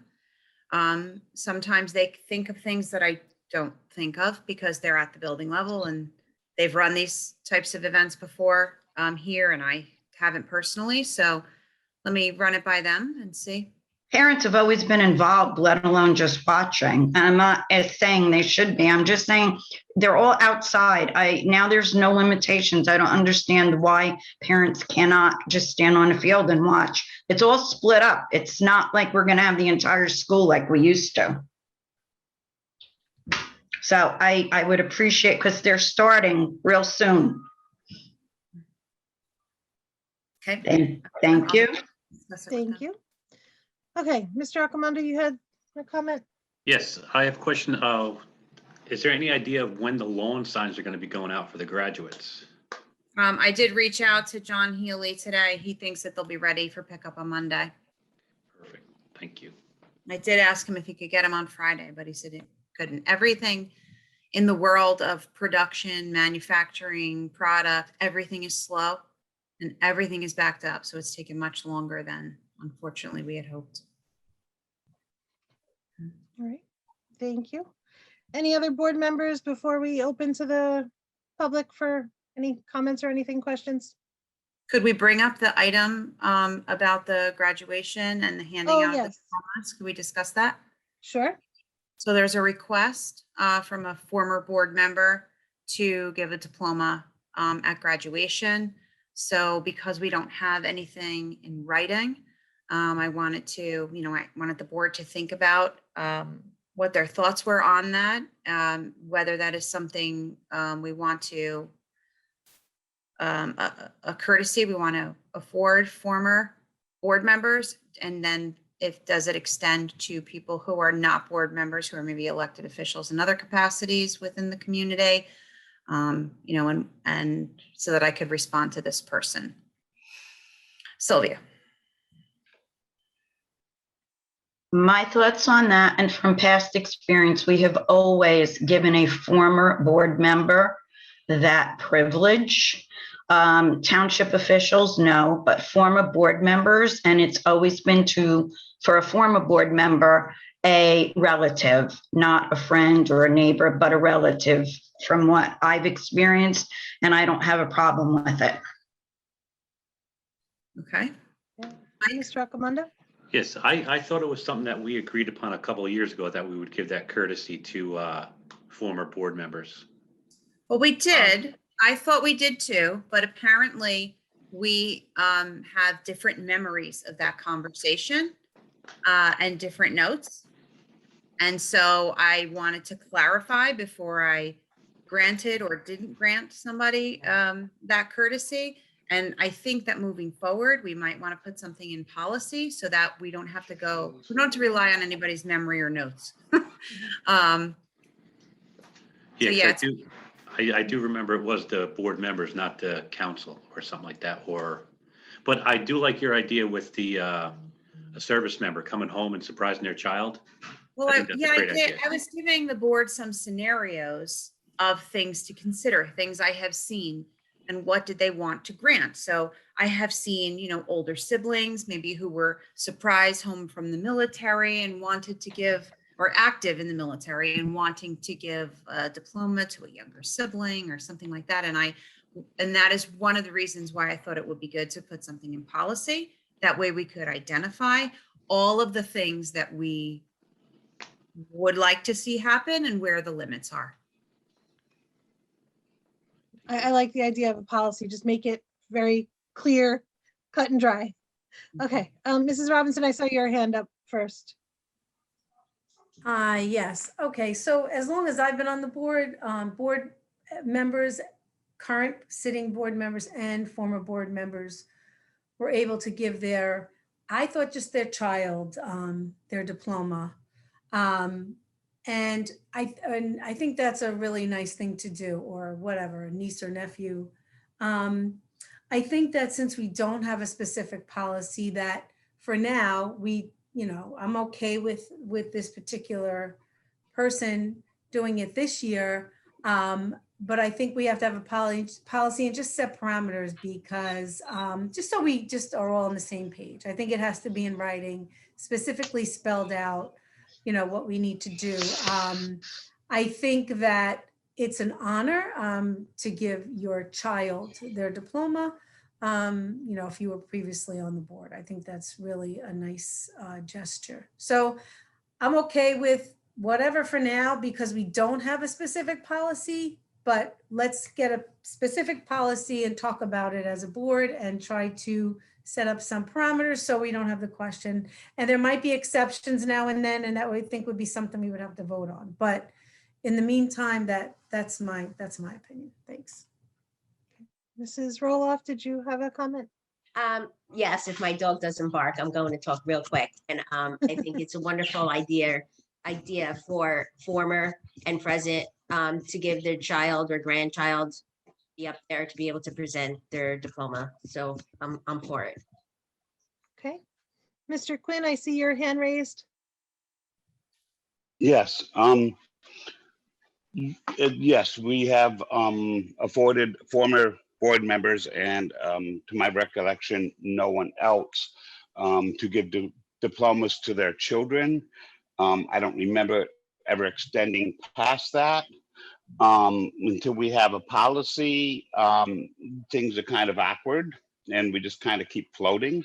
But one thing going towards hopefully having a policy in place by fall, so we don't have to deal with this next year, is it's about the students. And every time you bring someone else up, I think it distracts from the student and their achievements and makes it something different. And that's the part I don't like about anyone else going to it. And to be honest with you, I'm never quite understood why board members are giving out the diplomas. I think it should be the superintendent and principal, but we have to remember it's about the student, not about their relatives or anybody else, I guess is really what I want to say. Okay, thank you. Mr. Laurentino? I mean, it's a lot, people have a lot more experience with this than I do, but I would have no objection to a former board member coming up to hand out a diploma under some now and specific instances. I wouldn't be against anybody else handing out diplomas. I just think it's a great honor and a great family moment to be able to give the diploma to a child, grandchild, et cetera. So I'm on board with this. Okay, thank you. I'm also good with that for right now. And I do think we definitely need a policy and figure out where we're going in the future. Mrs. Iannello has her hand up. Oh, I'm sorry. Thank you. Go ahead, Mrs. Iannello. I just wanted to echo the same thing as what Mrs. Robinson said. I'm okay with it. We don't have a policy in hand, so I think it would be nice to honor this request until we do have a policy. I agree that we should have something in place and to do it for next year would be a great idea. So. All right, thank you. I have to say, I also agree with Mr. Quinn. When I saw that board members handed out the diplomas, I was kind of surprised. I don't see that in other districts, so I kind of agree with him. I think the super and the principal should be handing them out, because it is about the kids and their achievements. So, but having board members be able to, I feel like that's like a special little privilege that, for the job that we volunteer for. It's nice to have that honor to give it to your child. So that's my 2 cents on it. I want it to be about the kids, and it's not about us, but it's nice for the family, a family moment. That is nice. Okay, Mr. Accomando, you had something else? Yes. I just got a brain fart. You were saying it. I agree with you. It's about the kids, but we've all had the opportunity to give our kids the diplomas or our family diplomas. So including yourself and Mr. Quinn. So if you guys had the problem with it now, why didn't you have a problem with it then? I'm not saying that I have, I'm saying I'm surprised that we as board members hand out the diplomas at all, not to our kids. Handing them out to our child is fine, and that's a nice thing. I'm saying to the general population of students, I don't think that we need to do that. Like, it surprised me that board members did that to the general population. That's all. All right, yeah, because I've been here 8 years and we've been doing it the whole time I've been on the board. I know. I'm saying this was the first district that I've seen that done. Most districts that I've seen, it's been the principal and the superintendent who have handed out the diplomas. That's all I was saying. Okay. Mr. Quinn, did you have your hand up again? Well, I took it down, but since you called on me, but I will just say that I've been very consistent about not understanding why board members are giving out diplomas at any point. And anybody that talked to me last year, or I guess it was 2 years ago or 4 years ago, I would have been very fine if I was sitting and watching my child give out diplomas. But if everyone on the board is giving out diplomas and board members are giving it to kids, it would seem quite odd if I said, no, screw you to my child. I'm not going to give you the diploma when I'm giving it to all their friends. But I've been very consistent in the fact that the board's purpose is to make sure the district runs well. We don't run the district. We don't have anything to do with the day-to-day life of the students. And I've never understood why the board was involved in diplomas. And I guess a lot of it, like Kelly says, is there's very few, and I don't know any other districts where the board does. It seems like it should be the principal and superintendent who are truly responsible for their education. All right. Thank you, Mr. Quinn.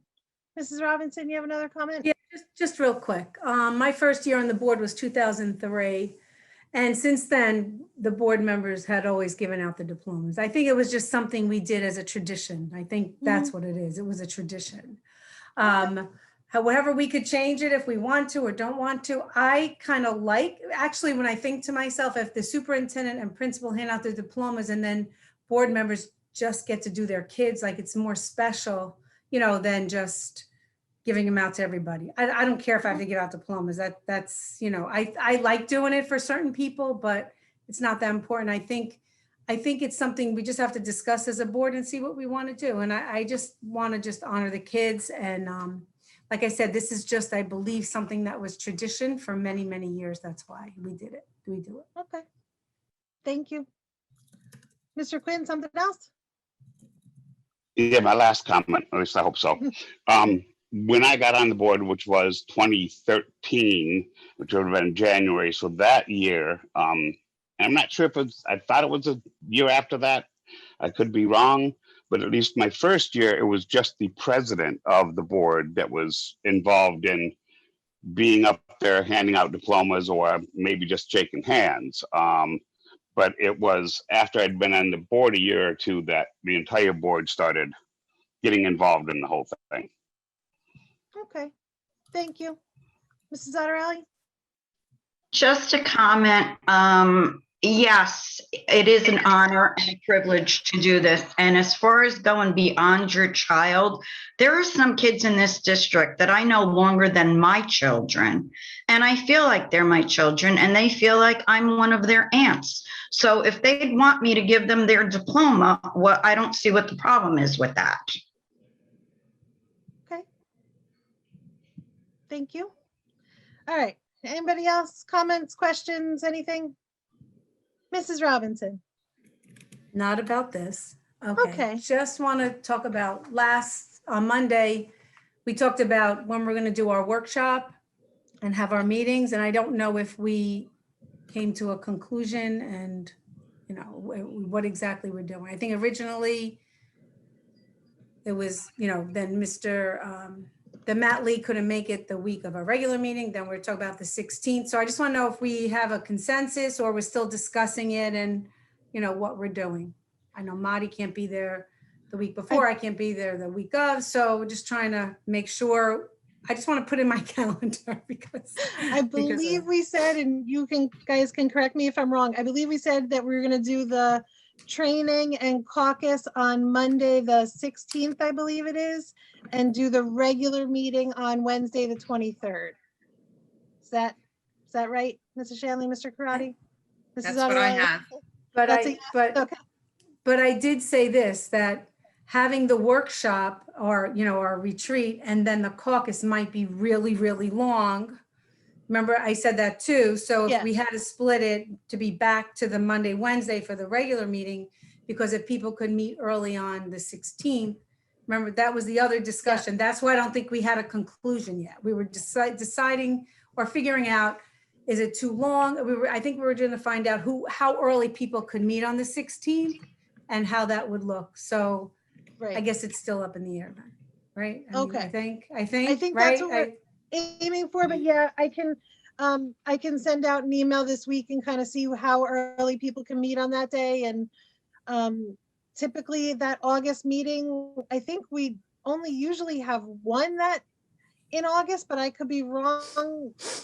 But usually that's the full day thing. We start at 9 with the district goals, and then we do our board goals and the meeting. But we can see if we can, I don't know if that will be possible or not. So I can send out an email and we can iron that out. Thank you. Yeah, we'll Thank figure that you. all out because I know Mr. Kuhn wasn't there the other night, so we'll do emails and we'll figure out what time and dates to make everybody happy. And then for meeting next week, do we have dates for that also? Can you just email us on that? Yes, I will email that. I know Mrs. Shanley's still working on her portion, so I want to make sure that the board has enough time to do our portion and then we can meet. So we'll get that ironed out. Okay, thank you. Okay. Mrs. Roloff, you have something? Yeah, I just wanted to apologize to everybody that's sitting here listening to all this because we usually do this in close, but things have changed on our end a little bit. So now we're discussing this in open, and I know nobody wants to sign off, and you have to sit through all our dates and all our BS, so to say. So thanks for hanging in there. Okay, thank you. Mrs. Otterelli. Okay, on another subject, since all this format has changed and we have to keep doing this. On the Italy trip, I did email Danielle today, and it has come to my attention that Mr. Klein has told his senior class this year and his junior class that they would be eligible to go on this trip in 2 years. Before we approve this trip, I'd like clarification of that.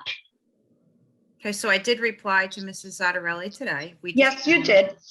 And I did say that no student who has graduated or recently graduated, let's say, if they had graduated, a lot of people graduated from Saddlebrook High School and now they're parents. That's not what I mean.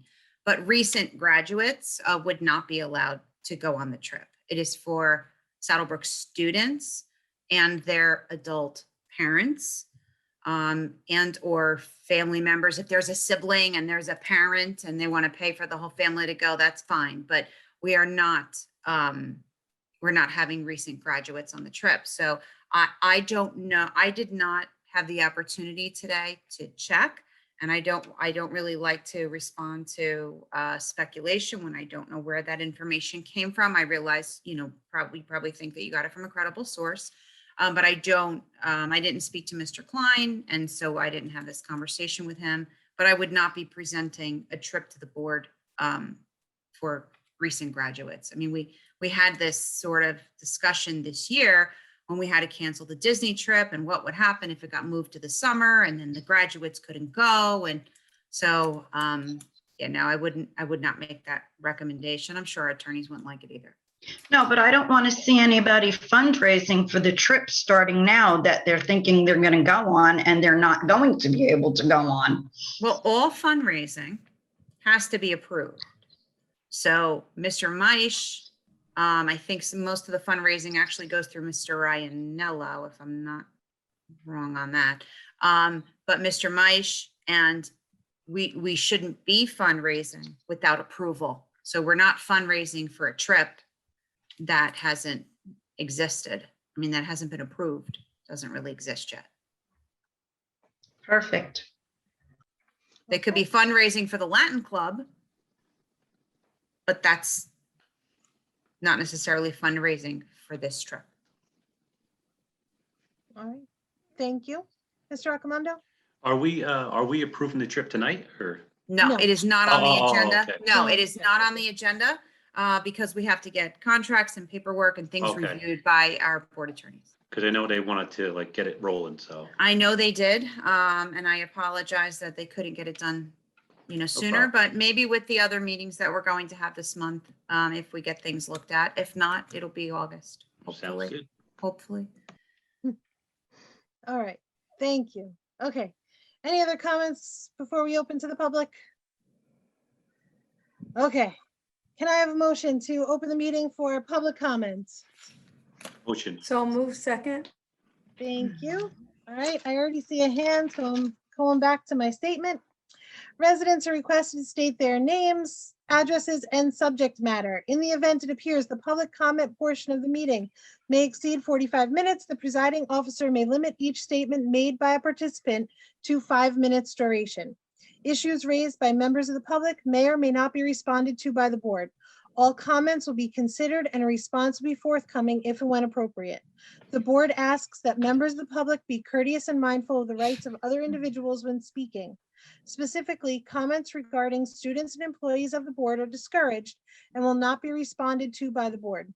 Students and employees have specific legal rights afforded by the laws of New Jersey. The board bears no responsibility, nor will it be liable for any comments made by members of the public. Members of the public should consider their comments in light of the legal rights of those affected and identified in their comments and be aware that they are legally responsible and liable for their comments. And I don't think that, I know I got a motion in a second, but I don't think I said all in favor. So all in favor of opening to the public? Thank you. Okay, Mr. Crowley, who do we have? First, we have Emily Sikamatelis. Hi, Emily Scamatellis, 86 Bell Avenue. I just wanted to say congratulations to all the honorees tonight and to all teachers for that matter, with this difficult year, but especially to Ms. Chapman. You have a special talent. You're just pure magic for unearthing just joy and creativity and a love of learning in our children. And I am forever grateful that my child had the privilege to have you as their teacher. Thank you. Thank you. Thank you. Next, we have Kim.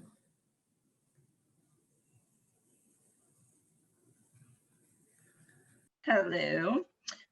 First, I'd like to congratulate all the retiring teachers, thank them for their service. I'm sorry.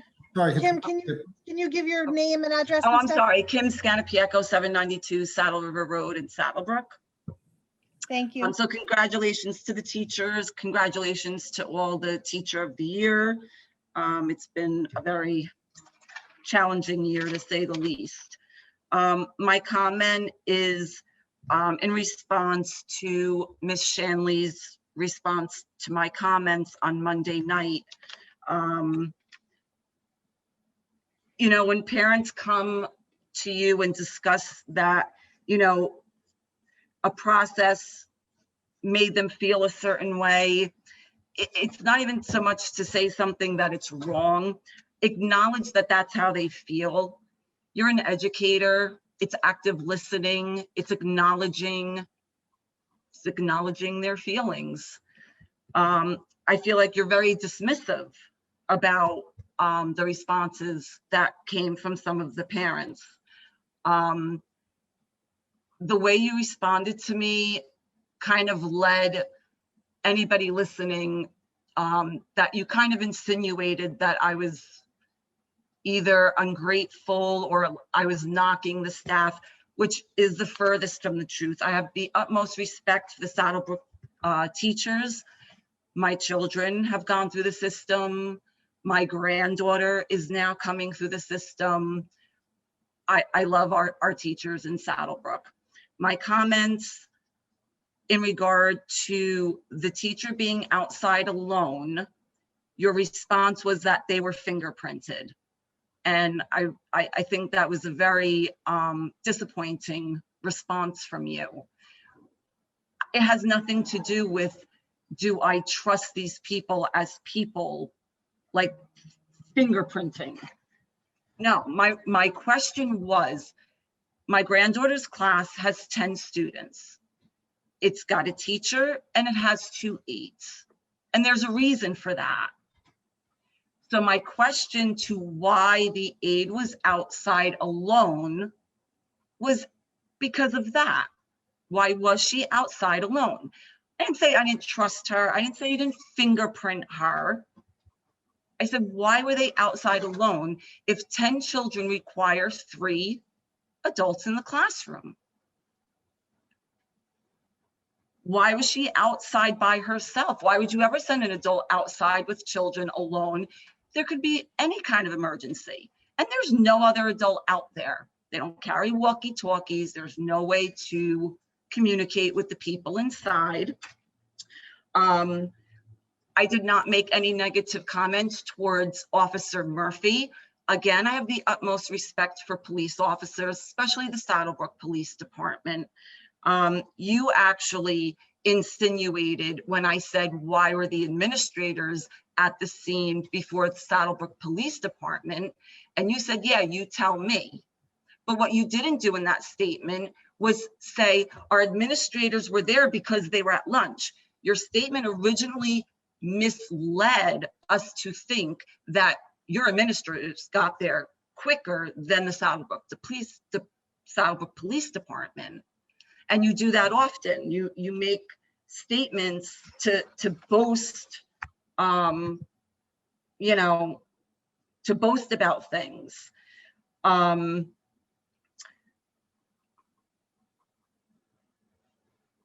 I said that you didn't have the right to, take our students and not tell parents. And again, you turned it around and said, accidents happen. And I couldn't agree with you more. My comments are to encourage you to be proactive instead of reactive. I said this was the second incident where there was an emergency at the school and it was poorly handled by way of communicating with parents. If a child split their head open and needed to go to the hospital, would you email the parents or would you call them? And I understand that you're in the middle of an emergency. I don't understand what the time difference is between an email and a reverse 911. Isn't that what we have? We do it to tell people to get out and vote. We tell them the school is closed, etc. I thought that was the purpose of the phone system, is so that you don't have to waste manpower calling parents and you could just send out a message. Let's see. Yes, so I think the aggravation is coming more from your dismissive attitude, and that there's no room for improvement. There's always room for improvement.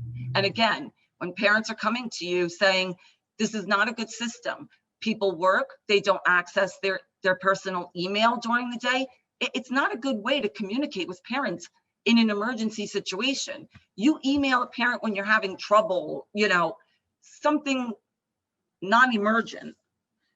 The other thing is you said you rushed them back into the building.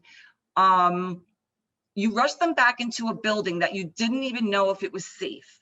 The building was hit by a speeding out of control suburban truck that went into the classroom, which, by the way, you keep emphasizing there were no students in the classroom, but yet the words have not left your mouth that there were 6 children and an employee on the playground. Okay, those words haven't left your lips yet. You keep focusing on there was no kids in the classroom, and that's great, and I'm happy, but there were students on the playgrounds. Okay, a suburban went into your class wall. You lost water. How did you know that the building was even structurally safe to go back inside? Why didn't you evacuate? Okay, you should have evacuated. You had no idea what was going on with this building. You also, you know, in your way of trying to justify how you handled communicating to the parents, said you had so many tasks at hand, and you listed them in this order.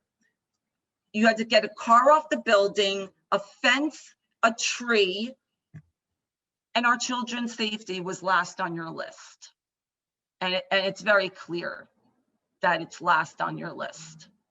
So again, I'm asking the board to take this warning and talk about a better process. Accidents do happen. It's not easy for parents to send their children to school today. It's a really scary world. Anything at any minute can happen. And your job is to allow the parents to drop their children off with confidence that A, you're going to protect them to the best of your ability, and B, when an out of your hands situation occurs, an accident occurs, that you are going to communicate and communicate honestly to the parents. And that was the point of my comment, not to knock anybody. I am asking you as a board to revise your process because it's not adequate. And the parents deserve to find out that their child is in a building with an emergency from another source besides Facebook. Thank you. Thank you. Next, we have Jessica Corinne. Hi, Jessica Corinne, 36 Nedlick Drive. I just want to touch base. First, I'd like to say congratulations to all the teachers and congratulations to all the people retiring. Good luck with everything. But I'd like to touch base with one thing that I just feel is missing from a lot of the meetings that's been going on. I'd like to just really shout out our custodial team, especially after the negotiations that just went on with them. I'd like to just say thank you. They have done just so much for our school system at every school in our town. And I just feel that we just haven't recognized them. And they have done just so much during this pandemic, from the cleanings to being there when no one's in the building, to helping make sure that each classroom is clean, to every little detail to make sure that our kids are being taken care of, our teachers are being taken care of. And what they just went through and everything going on, I mean, these guys, they need a pat on the back. And so from me, I'm not just speaking for myself. I'm sure that there's lots of other people. I just want to give them a big thank you for everything that you've done, everything that you've gone through from this past year, the year before. We could not have gone through and done it without you guys. So thank you so much. And I hope you can have a great summer, just like, and go through everything a little bit safer and a little bit healthier and everything. So thank you guys for everything that you've done. Thank you. Thank you. Thank you. Next, Charles DePerry. You're on mute. Charles DePerry, 161 Evans Place, Saddlebrook. I want to say congratulations to all the staff that received their awards, the students and the athletes that received their awards. But I'd like to bring something up today that was brought to my attention. My daughter's a softball player, and this, if anybody can see in the camera, is the yearbook page for the softball page. Now, there is not one picture in there, and I know how much those books cost. I know somebody receives a stipend to be on the yearbook committee. I know the coaches receive stipends. You have 3 of them there. And if I was a senior parent, which I'm not, thank God, because if that was my daughter's senior picture in her yearbook, her name, that's totally embarrassing for the price of a yearbook. So I would definitely look into it, look into your staff that's receiving that stipend, because all our tax dollars is going towards that stipend, including the 3 coaches. So hopefully that don't happen again, because that's a complete disgrace to the district. That's it. Okay, thank you. Next, we have Kenny. Hi, yes, Janine Reingout, 258 Madison Avenue in Saddlebrook. First, I want to say that I completely agree with Kim when she spoke before. Ms. Shanley, I was speaking to you the other night, and while I was speaking to you, you were rolling your eyes, and I think that is very disrespectful.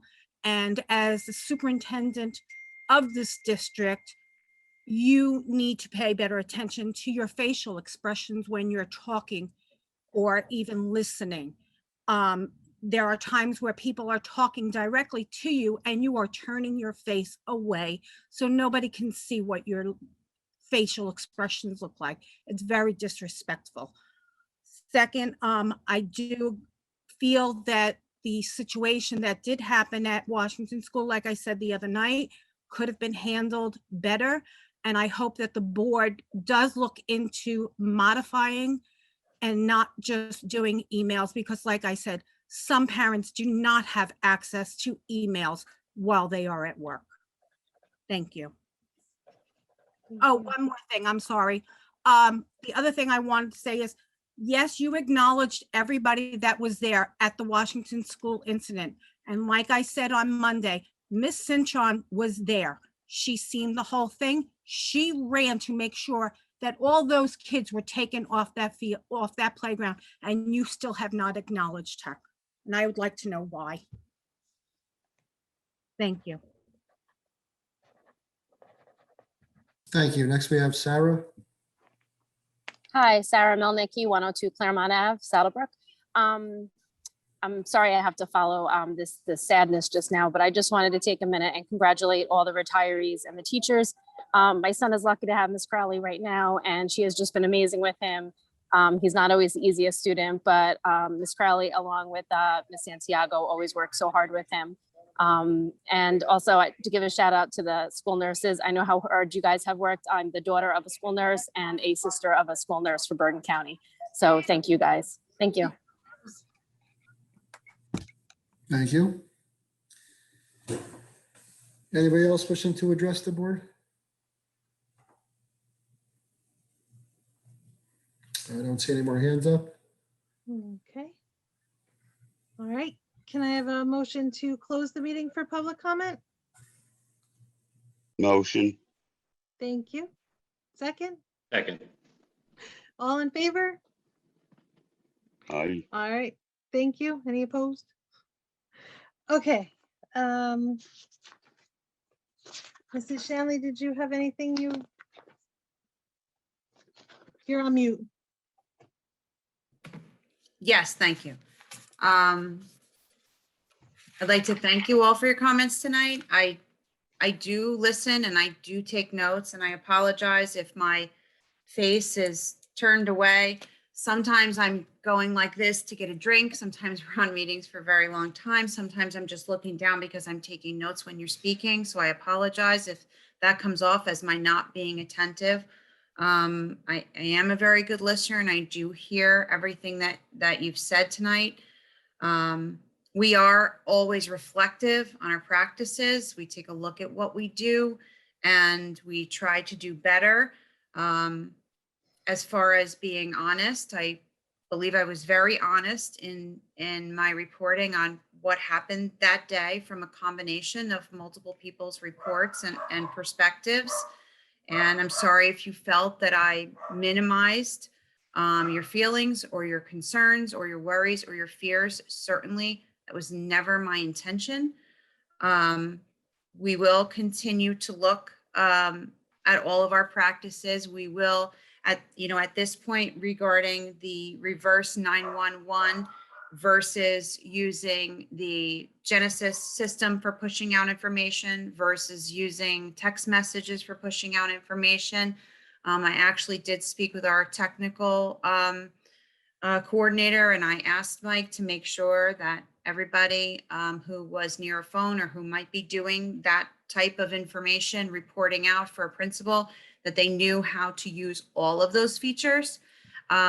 So that's in addition to the things that they already know how to do.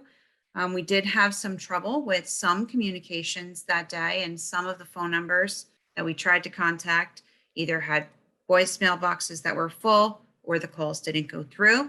When you're calling 40 some odd people, you're going to anticipate that that does happen. So we're on top of parents to make sure that they continually update their Genesis to make sure that we have the correct phone numbers. But I have heard your concerns. We always try to do better, and I apologize if that was not the sense that you got from me on Monday night. My sincere apologies. As far as the custodial team recognition, I thank you for mentioning the custodial team, Mrs. Kren. We do regularly thank the custodial maintenance team on these meetings. Mr. Karate and I do, individual board members do, their principals do. They're absolutely wonderful. They're essential. They've kept us afloat. We're very grateful for our custodial maintenance people, our bus drivers.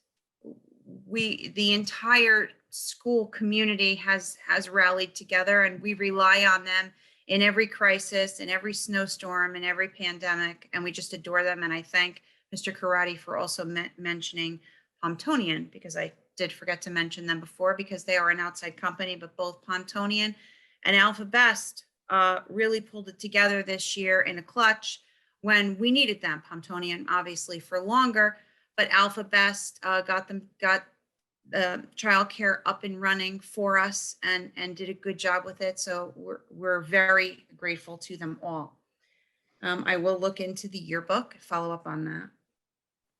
And again, my last comment was about notes when people are talking. I apologize if anybody thought I was rolling my eyes. I have very large eyes. They're like abnormally large sometimes, and I don't mean to roll my eyes. I am expressive and I wear my heart on my sleeve, and I'm sorry if you interpreted that in any way other than how I would have meant it. That's it. Mrs. Shanley. All right, I think that brings us to the end of this meeting, unless any board members have any other questions or anything. Mr. Accomando? I have a question for Mr. Wenzel real quick in regards to, I guess, protocol and asking employees in school districts if they are either vaccinated, going to be vaccinated, or thinking about being vaccinated. Is there any proper procedure for that, or is that an open book? Just curious. About asking employees, I would want to do some research on that.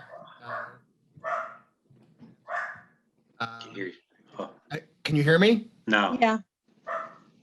Can't hear me? Now I can. Yes. Okay. I said I would want to do a little research on that before giving a definitive answer as to how it's being approached with the vaccination status and inquiring. I believe you can inquire, and it's also an issue with, it's evolving with the status of the vaccines right now. So I would want to just to look into that, and I could send an email to board president or to superintendent to provide you with that information. All right, so thank you, appreciate it. Good question. Thank you. Okay, anybody else? Mrs. Zattarelli. All right, I hate to be a pain, but this is what we have to do. I know it's late, but all of the administrators for the elementary schools are on. If you guys can do something tonight, and if you're going to decide either way to let the parents go, because Monday is tomorrow. That's all I want to say. Okay, so Mrs. Zattarelli, I don't like to put my administrative team on the spot on a meeting. This is not their time for decision. I'm not asking them to say it now. I'm just saying. I understand that. I know it's late. I understand that, but this did not come up before tonight, and I don't really think it's fair for them to have to make a decision at this very moment for tomorrow. These are the concerns that I have right now. The concerns I have right now is that students who are 100% virtual and have been all year are being brought back into the school for these fun days as a means of transitioning them back to the regular school year. I don't know if now, on top of having their class participating in a fun activity, if there are going to be adults all over the place, if that's going to change whether or not parents want to send in their children. And I don't want children not to participate in fun day because of that. I don't know that that's going to happen, but that is a concern that I have. On top of which, since we're breaking up the fun day into different groups, we're running fun day while we're running a school day, and then to be supervising parents on top of that. Because believe me, when parents are on the premises, you are supervising parents too. They did not prepare for that kind of coverage, and to have those number of guests, there is a different level of organization that goes into things when you are going to have guests on your property. So if it's for tomorrow, I think the answer is going to have to be no, because there's no time right now at 9:20 to make this happen for tomorrow. So the high school did it. They had parents there today working. They have, and that's okay. They did the same thing. They brought the virtual students in. Like I said to you, I wasn't, as far as what was going on at the high school, the senior event was planned by the parents. We had parents that we knew were going to be there, and it wasn't every child's parent. It was a handful of parents who were volunteering to work the event and run the event. They organized the event. It wasn't a school event. They organized it. It was in lieu of a, let's say, a project graduation. Okay, if the ban was never been lifted on the numbers, so to speak, I wouldn't even be making this an issue. There's no more limitations. I understand that. For graduation, it's fine. For graduation, it's fine. We can sit in a room, whether it's indoor or outside, with no masks on, no social distancing, but to go stand on a field, a parent can't do that. I just think it's ridiculous. What I said was that I never mentioned masking or gathering or limitations in my responses as to why I thought tomorrow could be problematic. I said because of virtual students coming in and parents not being prepared for guests to be there. And I also said for the supervision of other adults on the property. What happened at the high school today, those were planned parents coming in because they planned the event. It's not about numbers. It's about managing the school, managing the event. When we have a graduation, we have additional staff on, we have additional administrators, we have additional people who are crowd control, et cetera. We have no plans for that for tomorrow. Well, because they weren't allowed to because of what the restrictions were. That's correct. And just because gathering restrictions changed doesn't mean we have to have parents at this event. I just don't see what the difference is. Graduation, a field day, a fun day. It's not even the full school, whatever. Because In some cases, something was planned. And in other case, this was not. That is the main reason. In schools, we plan everything. Everybody who works with us is type A. We plan, we count heads, we control crowds, goes in here, goes out there, who gets screened. None of this was planned. We already have screening paperwork in the event that kindergarten or 6th grade has to be done inside with an admission ticket that has a COVID screening on the back. That's already planned. So these things happen long in advance. It's part of what we do. Okay, thank you. All right, anybody else think it is time to adjourn? Can I have a motion to adjourn the meeting? Motion. All in favor? All right, Aye. everybody. Thank you. Our next meetings are in August, and we will be having some closed session meetings, but that's about it at this time. Thank you, everyone. Have a great night.